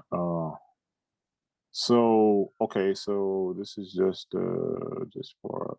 So this is all you have on your resume. Currently, yes. Yeah. Let's see. Let me go. Oh, so you're just a theater actor. Yeah. I mean, it's luck they took you on. I had a few options actually, and so I mean, I had people wanting to rep me, I guess, based off maybe my look and stuff like that. But yeah, it's probably a look that they didn't have. Actually, go up. Let me see your headshots. All right, so let's see. Let's go to the side. Let's see what this look like. Actually, if we can open up a little bit more. All right, let's see. Okay, let's see. Was you in the military? yes. All right, so this is what you need to do. You need to actually, since you was in the military, you definitely want to get a detective shot. You definitely want to get a cop shot. I see a lot of female, it always says cop for some reason. I don't understand why a lot of females don't have cop shots. Anything that can get close to a cop, you know. You don't always have to go with the cop uniform, but something that gets close to that. The military one with the flag, I would take that off. Okay. The one beside that, is that military too? That was from a play, but you know, it's more of like a character shot, I guess. Yeah, all right, click on the one. Click that one. Let me see what that is. Beside the army, with the one with the right beside it. Yeah, that one. I can barely see that. All right, let me see. Yeah, you got to remove that too. You have to remove that. Okay. Let's see. Let me see the rest of them. Let's see. I click that one. Let me see that. I imagine since you just got signed, you're probably setting up headshots soon. Yeah, I got headshots. They were okay. And then like my agent said like she would help me with like trying to figure out, like you were saying, like the best place to go, what looks I need to get, stuff like that. Yeah. We haven't quite circled back around. Like you said, I'm still getting used to like the communication with the agent and understanding like, okay, how much communication will we have versus me just going out there and doing it myself. So yeah. Here's the thing. So you was in the military. Yeah. So that tells me that you're physically fit. Yeah. I bet you did some type of running. You did running. Yeah, I play sports. I mean, Yes, you're good commercially. Yeah. Good commercially. Like, but you just need the shots. You need the shots. You know, like commercially, you definitely need fitness. You need running. You need running. I always tell people that it's amazing that they don't do it. You need yoga. So when you say this active look, I mean, is it her in yoga clothes? Is it her in athletic clothes, or is it the act of running? Because that becomes not a headshot, right? Well, yeah. Here's the thing. So this is theatrical. She showed me Actors Access. That's theatrical. Right. Most of the stuff that comes across the board is film, television. Of course, you're gonna find a percentage of commercials that might come across, but we know LA Cashin is really 90-something% commercials. Right. Right. So when you so you serve military, so what you want to do, you want to definitely have military stuff up there. But you want to have it more like theatrical, right? Because there's shows that were asked that would say that, you know. There was certain shows that would say that. And CIS might be something on there that might say that, and I see it a lot too. But I don't have a lot of females that actually have that up there. Not even the males to a degree. That's the crazy part, because a lot of those shows are actually showing that. So what I would do is get a in regards to the military and shooting the military shot, I would just use my iPhone, man. iPhone nowadays, man, if you can do a good lighting and stuff, you can get that shot, you know. Let's see, hold up. Let's see what else you have up here. Because you served in it, you should be able to get a lot of auditions on the military aspect of it, if they're asking for colonel, if they're asking for any of those things, which a lot of that stuff comes across the board. So you should be submitted for that, you know. You should definitely be submitted for it. So let's see what else. Let me actually go up for the headshots again, because headshots tells a story about a person. So the thing is this. So all your headshots is going to be kind of hard to submit you for a lot of roles. You're actually at the 3% range right now. That means that you're not going to get a lot of things submitted for based off your headshots. Okay. You know, it's going to be hard to do that. So what are the types you're suggesting? You said military, athletic. What is your yeah, he's right. Roger's right, depending on what, you know. Yeah, definitely on the film aspect that you might find something that might actually coincide with that. But majority of the television stuff that come across the board, these photos right here doesn't really, to a degree, say too much. A lot of agents won't submit like that, you know. They won't submit like that, because that's why most of the times when actors come in, we say, hey, you need to get some headshots. Right. You know. So but yeah, so let me actually see, what's the first one, the black one in black. Okay, so if I was you, I'd get a young lawyer look, you know, young African-American female lawyer look. That comes across the board a lot. You got a tough look to you. You definitely can, that comes across the board, you know. I think what's happening is that you're not getting the right information. So sometimes when actors come in, sometimes the reps don't even tell them to a degree. They just thinking that, hey, you know, let's see how these photos work. And once again, a lot of the reps don't do research. I hate to say that, they don't do research, man. I think the biggest thing I came across with them, and not to take up too much time, when I was looking for agents, and because my resume is not vast, it was the whole thing of like, I'm SAG, so that was like the thing that the question will always come up of like, where you're SAG, but you don't have the credits. So how will we submit you? And I get that, but more of like, well, you can do FICOR, we can submit you non-union, but I was like, I don't want to like compromise my SAG membership Yeah. any of that stuff. So I just felt like, okay, I'm gonna go with whoever is willing to, I guess, develop me in a way, and I'm willing to do the work as well. So you let me ask you, so you're SAG? yeah. How? I know. I got it. I honestly, I got it through background. Like I did like a lot of background and got the vouchers. And then during the pandemic, I just went ahead and just applied for it. I didn't, I'm learning as I go. And then I heard afterwards, like, oh, maybe you should have waited. And so you could submit for non-union, but I already had it. So I'm not going to go, just go backwards. So. Well, here's the thing. Okay. So it's all about building your resume up. Mm-hmm. Here's the thing. Well, the SAG will work on the theatrical side. Why? Because this is the thing. With novice actors, in regards to that don't have a lot on their resume, of course, you start building on the co-star aspect of it. Right. So the co-star is just pretty much the little line, the one-liners and all those things. Those things actually help fill your resume up. So what? You can become guest star, recurring, and all of that. So it's good on that end, but also it's bad on the commercial end. Why? Because you haven't got your foot wet on the commercial aspect on the non-union side. High percentage of stuff on the commercial side is non-union. Of course, it's SAG stuff that come across the board, but companies then got hip to saying, you know what?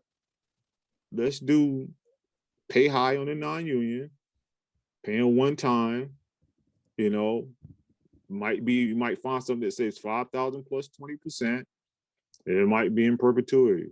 You know what I'm saying? So it's almost like people make a lot of their money on non-union stuff because non-union stuff, bookings help build your theatrical.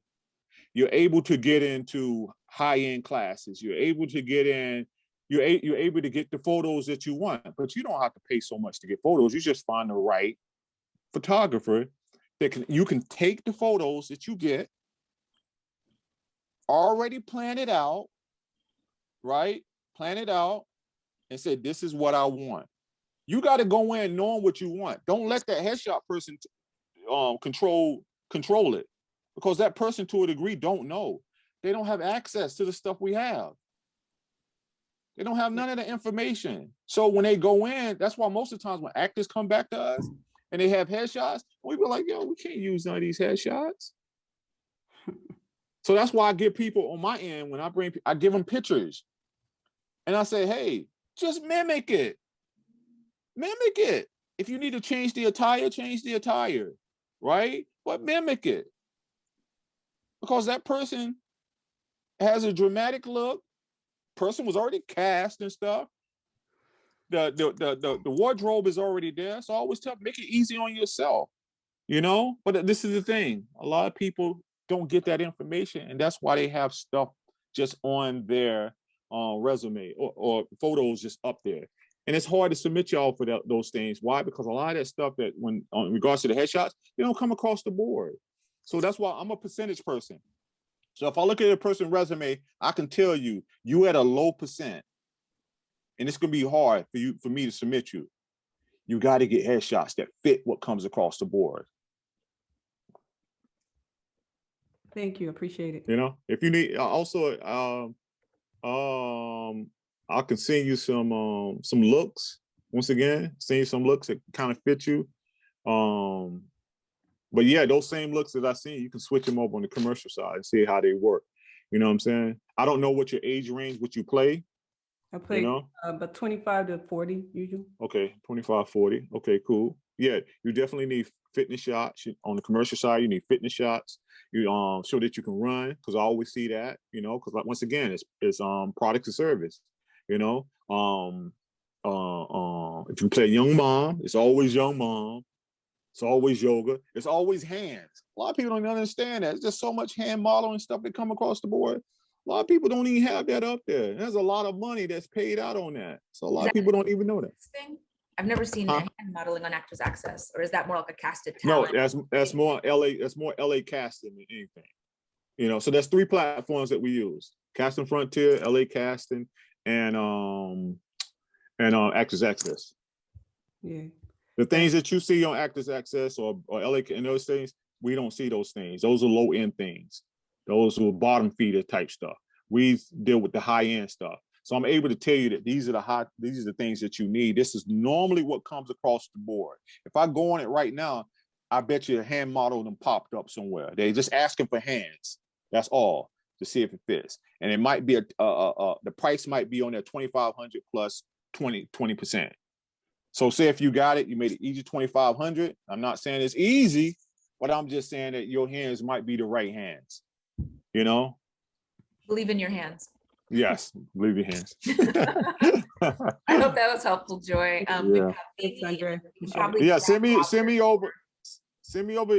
I think what I can do, I can send it over to you, what's called, and then give her, hey, these are some of the shots that you might need to go for. You know? Joy has your email address now, so I imagine she can email you. Yeah, email me. Is that useful for you, Joy? Oh, most definitely. I'll hit you up for sure. Yeah, hit me up. I'm from NC too, so Winston-Salem State, baby. Okay, Winston-Salem. Okay. Connection. That's the Wake Forest area. Wake Forest. Yeah. My sister went to Winston-Salem State. Oh yeah, go rounds, baby. Yeah, there you go. Thanks for being here, Joy. It's nice to see you. Appreciate it. Here we have Viviana Chavez, who is actually also a great audition coach and person who tapes people if anybody's in need. Vivi's dope. Vivi actually just helped me tape something recently. Cool. Okay, so this is Chavez. Let's see. She got 1 million photos. 1 million photos. Let's see. Do you want to scroll down to the resume, or do you want? Yeah, let's go. Let's always start at the bottom. Then I'm start at the bottom, going down. Yeah. Hey, you can start right there. All right, keep going. Let's see right here. Let's see. She has a Meisner technique up there. It's cool. Improvisation. Yeah, she has no commercial up there. I wish people put commercial up on that. You need that commercial class, man. Let's see. What if you book a lot of commercials? Isn't that sufficient? Do you need to see that people took a commercial class? Nah, if you're booking it, so you don't need to. Oh, she got it up here, and she over 115 commercials and industrials, which is good. All right, let's go up. So that's a plus already. 15 commercials, which is real good. I would snatch you up real quick. Let's see. Thank you. These things it's not too late, Andre. Yeah, these things work. They automatically work for us because it's already there. The pitch is not a hard pitch because it's already there. So okay, yeah, she's been in a lot of television stuff, so this is actually good. I like the use of network here. Often I've heard people say use the director, and if the director's not well known, then maybe the production company. But would you advise putting network versus the name of anybody? Oh no, I keep network. You know what I'm saying? Keep network like the way it is. You know. Nice. Let me go ahead and change my stuff. Yeah, keep network. That's cool. You don't have to put all that extra stuff. Sometimes it might work, or somebody might know somebody. You know. So Roger even said it too. Roger, we used to rep Roger too. Roger booked. He's good. Let's see. Yeah, I know Raj. That's somebody with charisma. If you guys don't know Roger. I didn't book a damn thing. I'm just good. There you go. Roger will charm you. Roger, you know me, Roger. For sure. Yeah, it's my boy Raj. All right, go all the way up. Let me see what else she is up there. Yeah, like automatically for me, she's a take number one because she has a lot of stuff already there. Click the media. Let me see what the media is. Thank you for taking a look at this too. I don't know if you can hear me now. I think my speakers were being weird before. Yeah, I hear you. Okay. Yeah, cool. Do you need any of these clicked on or looked at? No, is there more in here? Oh, all right, cool. All right. Nope, I plan on cutting up some of the clips per one of your other nightcaps Adetinpo to cut up so that they're more digestible instead of just the one big reel.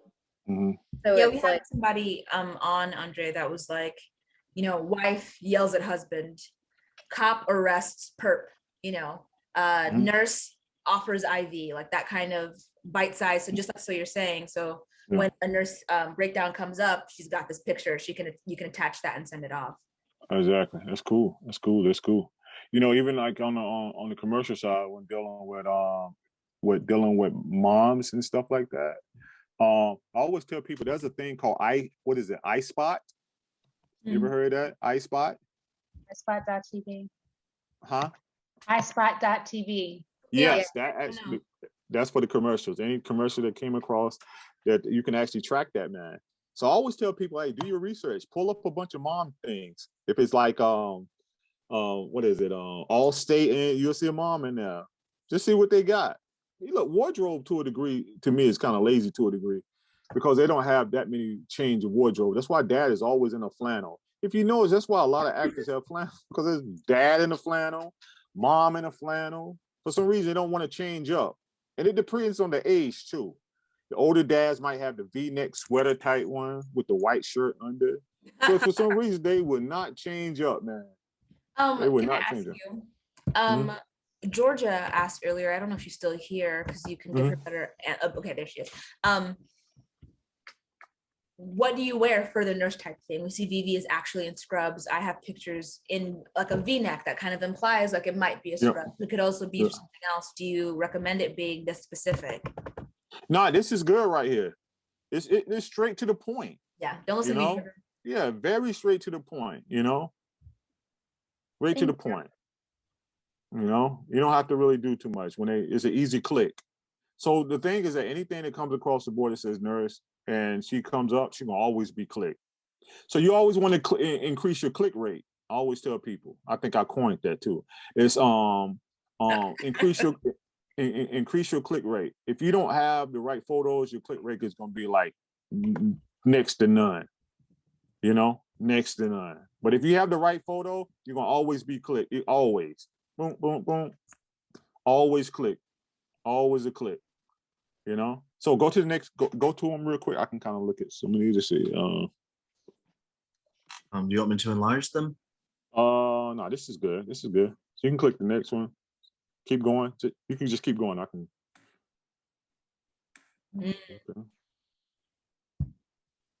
Okay. Keep going. Okay.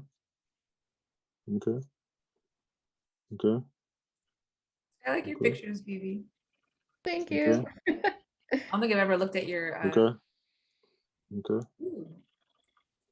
Okay. Sorry, I don't know. I should mute myself. All right, keep going. That's it? Yeah, that's the last photo. Okay, cool. Yeah, she definitely hey, she has a good resume. Thank you. All right, Vivi, go ahead and email Andre your little portfolio. Right? Yeah. I really appreciate your feedback because you never know. I love continuing to learn, and you get bits of gold from everybody. So I appreciate you taking the time to even do this. And I believe Andre just said, send your stuff over. So yeah, she has a good resume. Where are you located at? Atlanta. I was the one that asked about Atlanta versus LA. Yeah. You can open up your mind to Andre. Only if she can be bi-coastal. If you can be bi-coastal. I have a lady that's actually staying in Texas. She just booked something. She had to fly here yesterday for a show yesterday. So anything she gets, she flies over there. I'm working on it. I treat her as like local, So as long as it builds her resume up, she's definitely So it's really up to you. Something I will say is I have a manager in LA, and he is a great asset to audition for things that are outside of this market, but also it's useful too, because if something gets released out in Atlanta and something gets released in LA, then all of a sudden we can go, okay, we know how much money there is because this was a guest star out there and it's a co-star out here. So then if nothing else, it provides that kind of leverage, and that's been really useful because Atlanta is real quick to have you have an 8-episode arc and you're in 5-6 scenes for an episode, and you're getting a co-star rate, which is painful financially. Exactly. Yeah, send it over to me. I'll take a look at it. Okay. Yay. Okay, so Dre's up next. Profound's pulling up Dre. Roger said we could skip him because you already know him. Y'all are Yeah, I already know Roger. Yeah. Roger's being generous. He's like, so. Yeah, I know. I think we had Dawn. Do you still want your stuff to be looked at? Do we have time? It's after 10 for what it's worth. No, I'm good. I'm good. Yeah. Okay.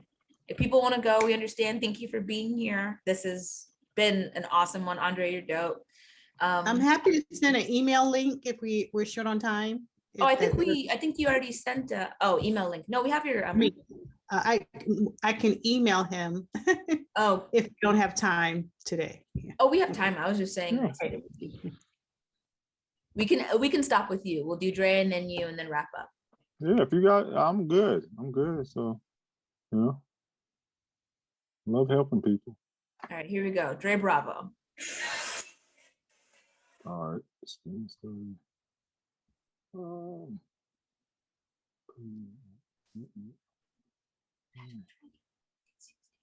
What is this at? Like Premier Actors Network? That's in Atlanta or something? Yes. Okay. Let's see. All right. Man, you 6'6". Yeah. Dre on Zoom. I did not know you were that tall, bro. Yeah, we about to have a full conversation, Dre. What? That is not small. Wow. I just saw a commercial that was asking for somebody that height too. Go up. Let's see. Let's go up now. On his resume, let's see. Keep going. Stop right. Keep going a little bit more. Keep going. Keep going. Stop right here. All right, let's see what's going on here. Let's see.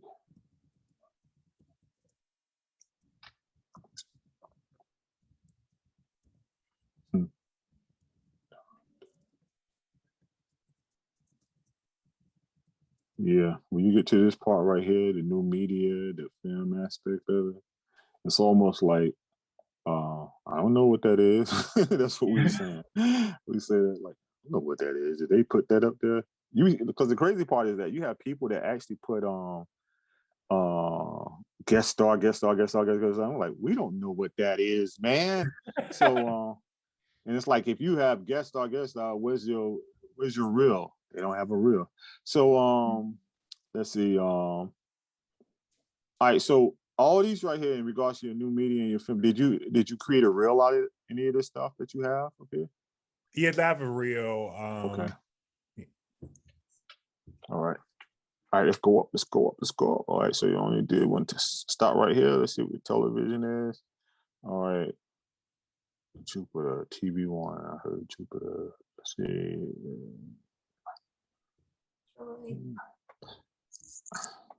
This is Atlanta. Oh. Justice. This one right here, Justice by Any Means. I've heard of Jupiter before. It's Southeast. It was in one of the Carolinas. If I'm not Carolinas. Yeah, a lot of stuff is about to come to Charlotte too. Let's go up. Let's go up. Andre, let's see what it says. Okay, question. On Vivi's resume, and I just put this in the chat too. Under film, it had like under 5 versus supporting. Is making that distinction a good idea or important versus just saying supporting or supporting lead or lead? Under 5, I need to look at it again. I definitely got to take a look at it again. We can circle back. Let's give Dre the yeah, we'll definitely look at that. Let's see. And I have a good question. For the things that you don't recognize, you think it's better to just not have it on your Actors Access if you have the training? And the reel? That's a good question.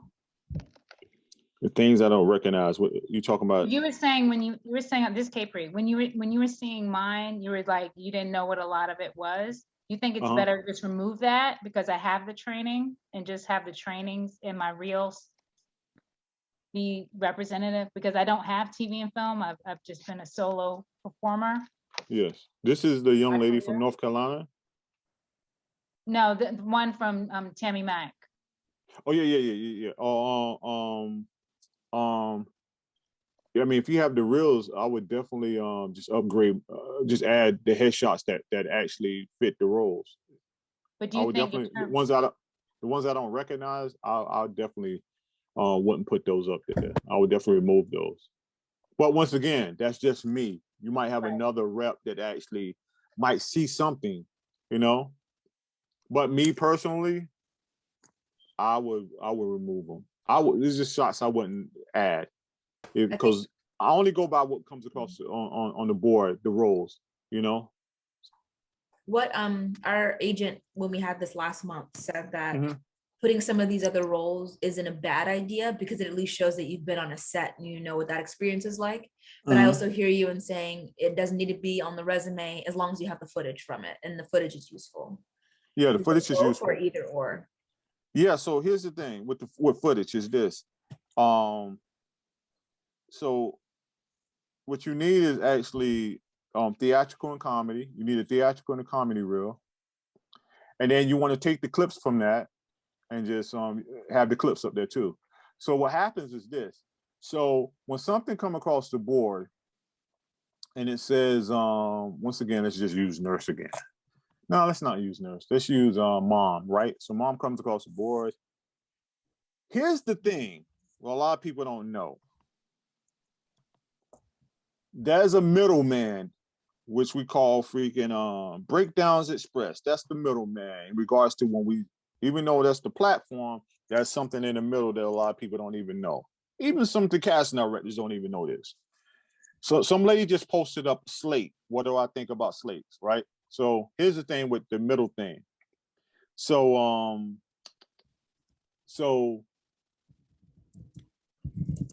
they have a way in the Breakdowns has it where say the slate aspect of it. Let's just use slate. The slate shot, yeah. Yes, it will move you up. It will move you up. So if you just have, here's the thing, if you just have the photo and no reel, you're gonna be down. So it really does change. Yes. Here's the thing with casting, because casting is able to go in, they click and say, oh, we only want to see people with reels. So now here's the thing. If you have a theatrical and a comedy one, and if you don't have the clip, we're able to select the theatrical reel overall. Because at least they get to see your performance, right? We have to select something. Why? Because we know that once it's there, casting is able to click a button that says, I only want to see people with reels. If you don't have a reel, you won't be seen because casting clicked it. Some don't do it, but a lot of them because of time. Are you of the mindset that something is better than nothing, or should it only be good? Like me personally, I think it should be good. You always want to put yourself in the best light, always. That's how you move a little different in this business, right? So if you're doing clips, you also want to make sure you have the clips that match up with the roles, right? Now you can have like the miscellaneous to create your reel, of course. When casting looks at it, they want to be able to see how good of an actor this person is. Yeah. So that's why we select the theatrical reel. If you don't have the clip that coincide with the role, hey, I'm gonna select the theatrical reel. Because now they get to see the performance. Now, if there's nothing for me to click, there's a chance that you might not even get looked at. Yeah. Because there's so many people being submitted. So they gotta compress them numbers down. So if I click video, I know a lot of people probably don't even have it. So now it's gonna push the numbers down, down, down, down, right? Filtering people out. Yeah, so now also this, numbers go down. Oh, the person got a slate. Those people get pushed up to the top. And by slate, you mean slate shot? Or do you mean like just a slate attached to the audition? Yes, Actors Access has a thing where you can create a slate, right? Aren't you record so it? Do people actually watch those? Yeah. Yes, but this is the thing. You got to remember, Andre, it's a business. No. It's a business. Oh. This is a business. No, I don't like it. I know.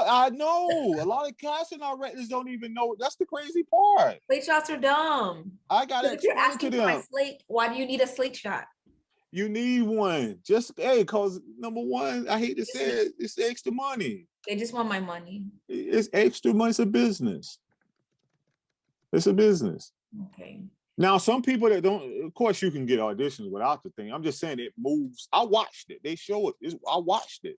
The filtering. So yeah, you see it.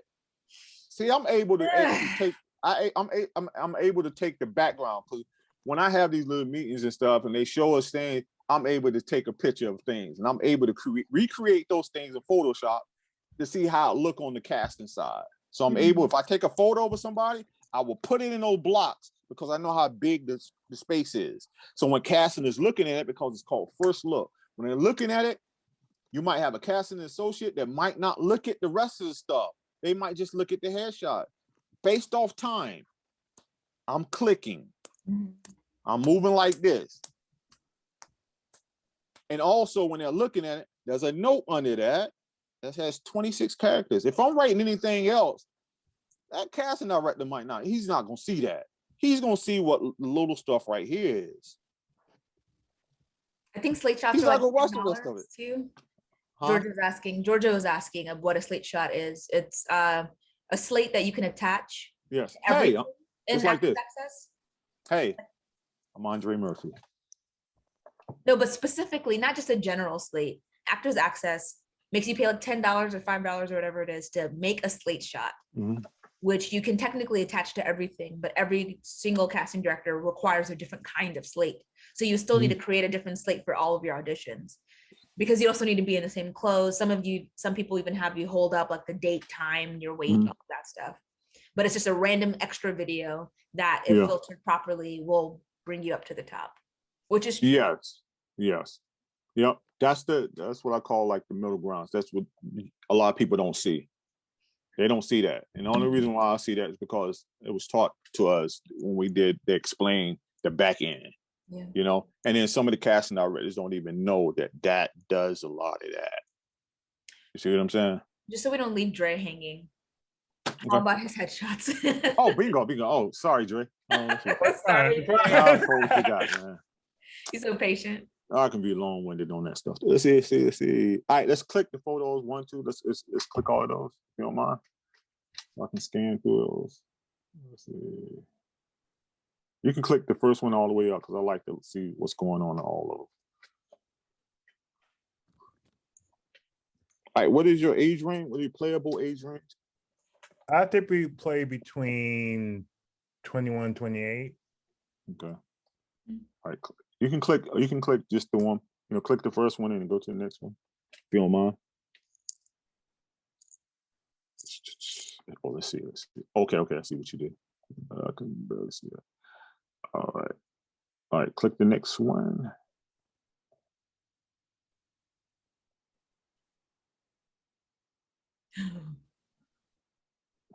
This is his villain shot. Yeah, click the next one.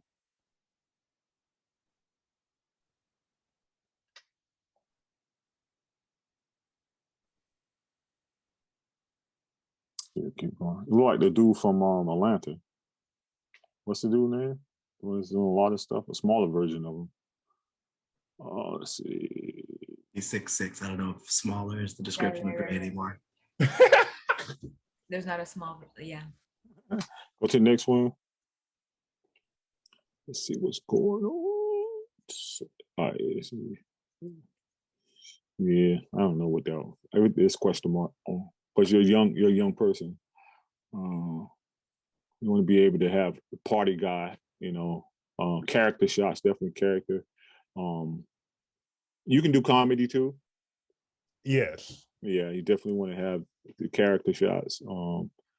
Let's see. I'll go to the next one.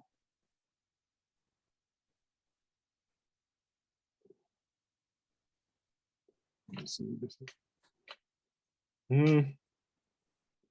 don't know. It might work in Hollywood. Yeah,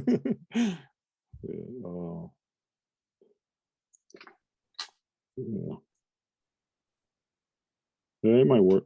Keep going to the next one. That's like a North Hollywood or somewhere in Hollywood. Not the West Side, not deep West Side anyway. Basically, not Carson. No, not Carson. Nah. Don't go for Carson. Nah, he's Fairfax look. That's a Fairfax look, you know.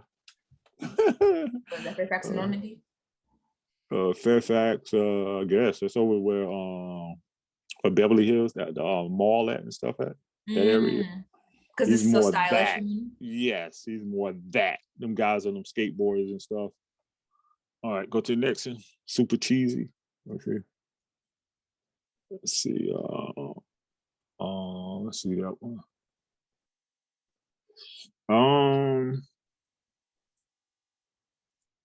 Let's go to the next one. That's a character. It's definitely character, you know.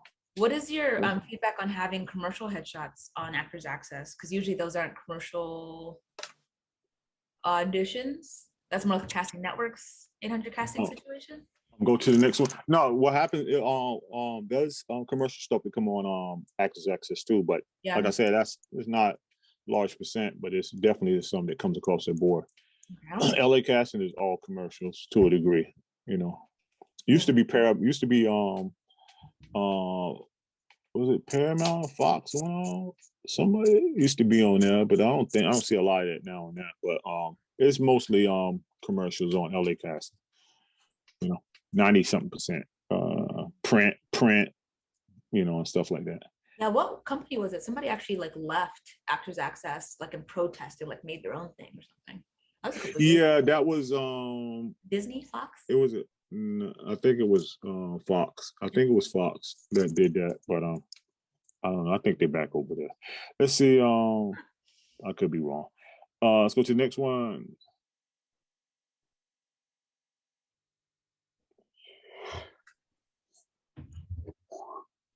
Okay, go to the next one. Yeah, you're more of a character guy, you. Yeah. Absolutely. like you can be a funny guy. So, all right, cool. We're good. I definitely look that. Yeah, you can definitely be a character guy.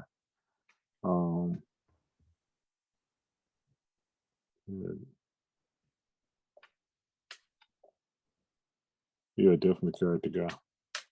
So that could work for you. You know, depending on who you have, probably can work for you. There's a lot of stuff that come out. It's definitely shooting in Atlanta. So solid looks, solid types. He's more of a character guy. Just when I'm looking at it, it's more character. Like he can be funny, you know. Dawn, I think was next. Did I make that up?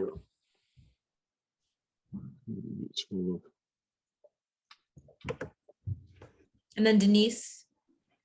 Oh, sorry. Actually, we said we'd finish after Dawn. It's already almost 10:30. Are you good? Thank you, everybody, sticking around. We're good because it's. Let me pull it up. Where are you at? Right here. She's been on a lot of shows, but I'm gonna let you see this photo, and when they look at it in the box, it stands out. What's she at? Share your screen. Yeah, I'm gonna actually turn it around so you can see it. Okay, cool. All right. Let me move this stuff. Let me see if it turns around. All right, so see that? Oh, yeah.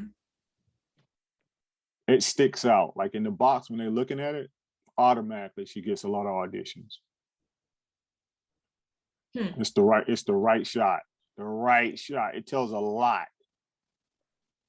It says drama, you know? She's about to be your principal. She's about to be the DA that's upset with you. She's about to. Yep. So sometimes it takes one.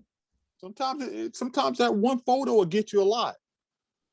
It gets you a lot. That one photo gets a ton of auditions. So whoever took that shot, they did a great job on that look, you know? So, but yeah, I like her. She, yeah. Okay. Well, definitely. She can send me her stuff.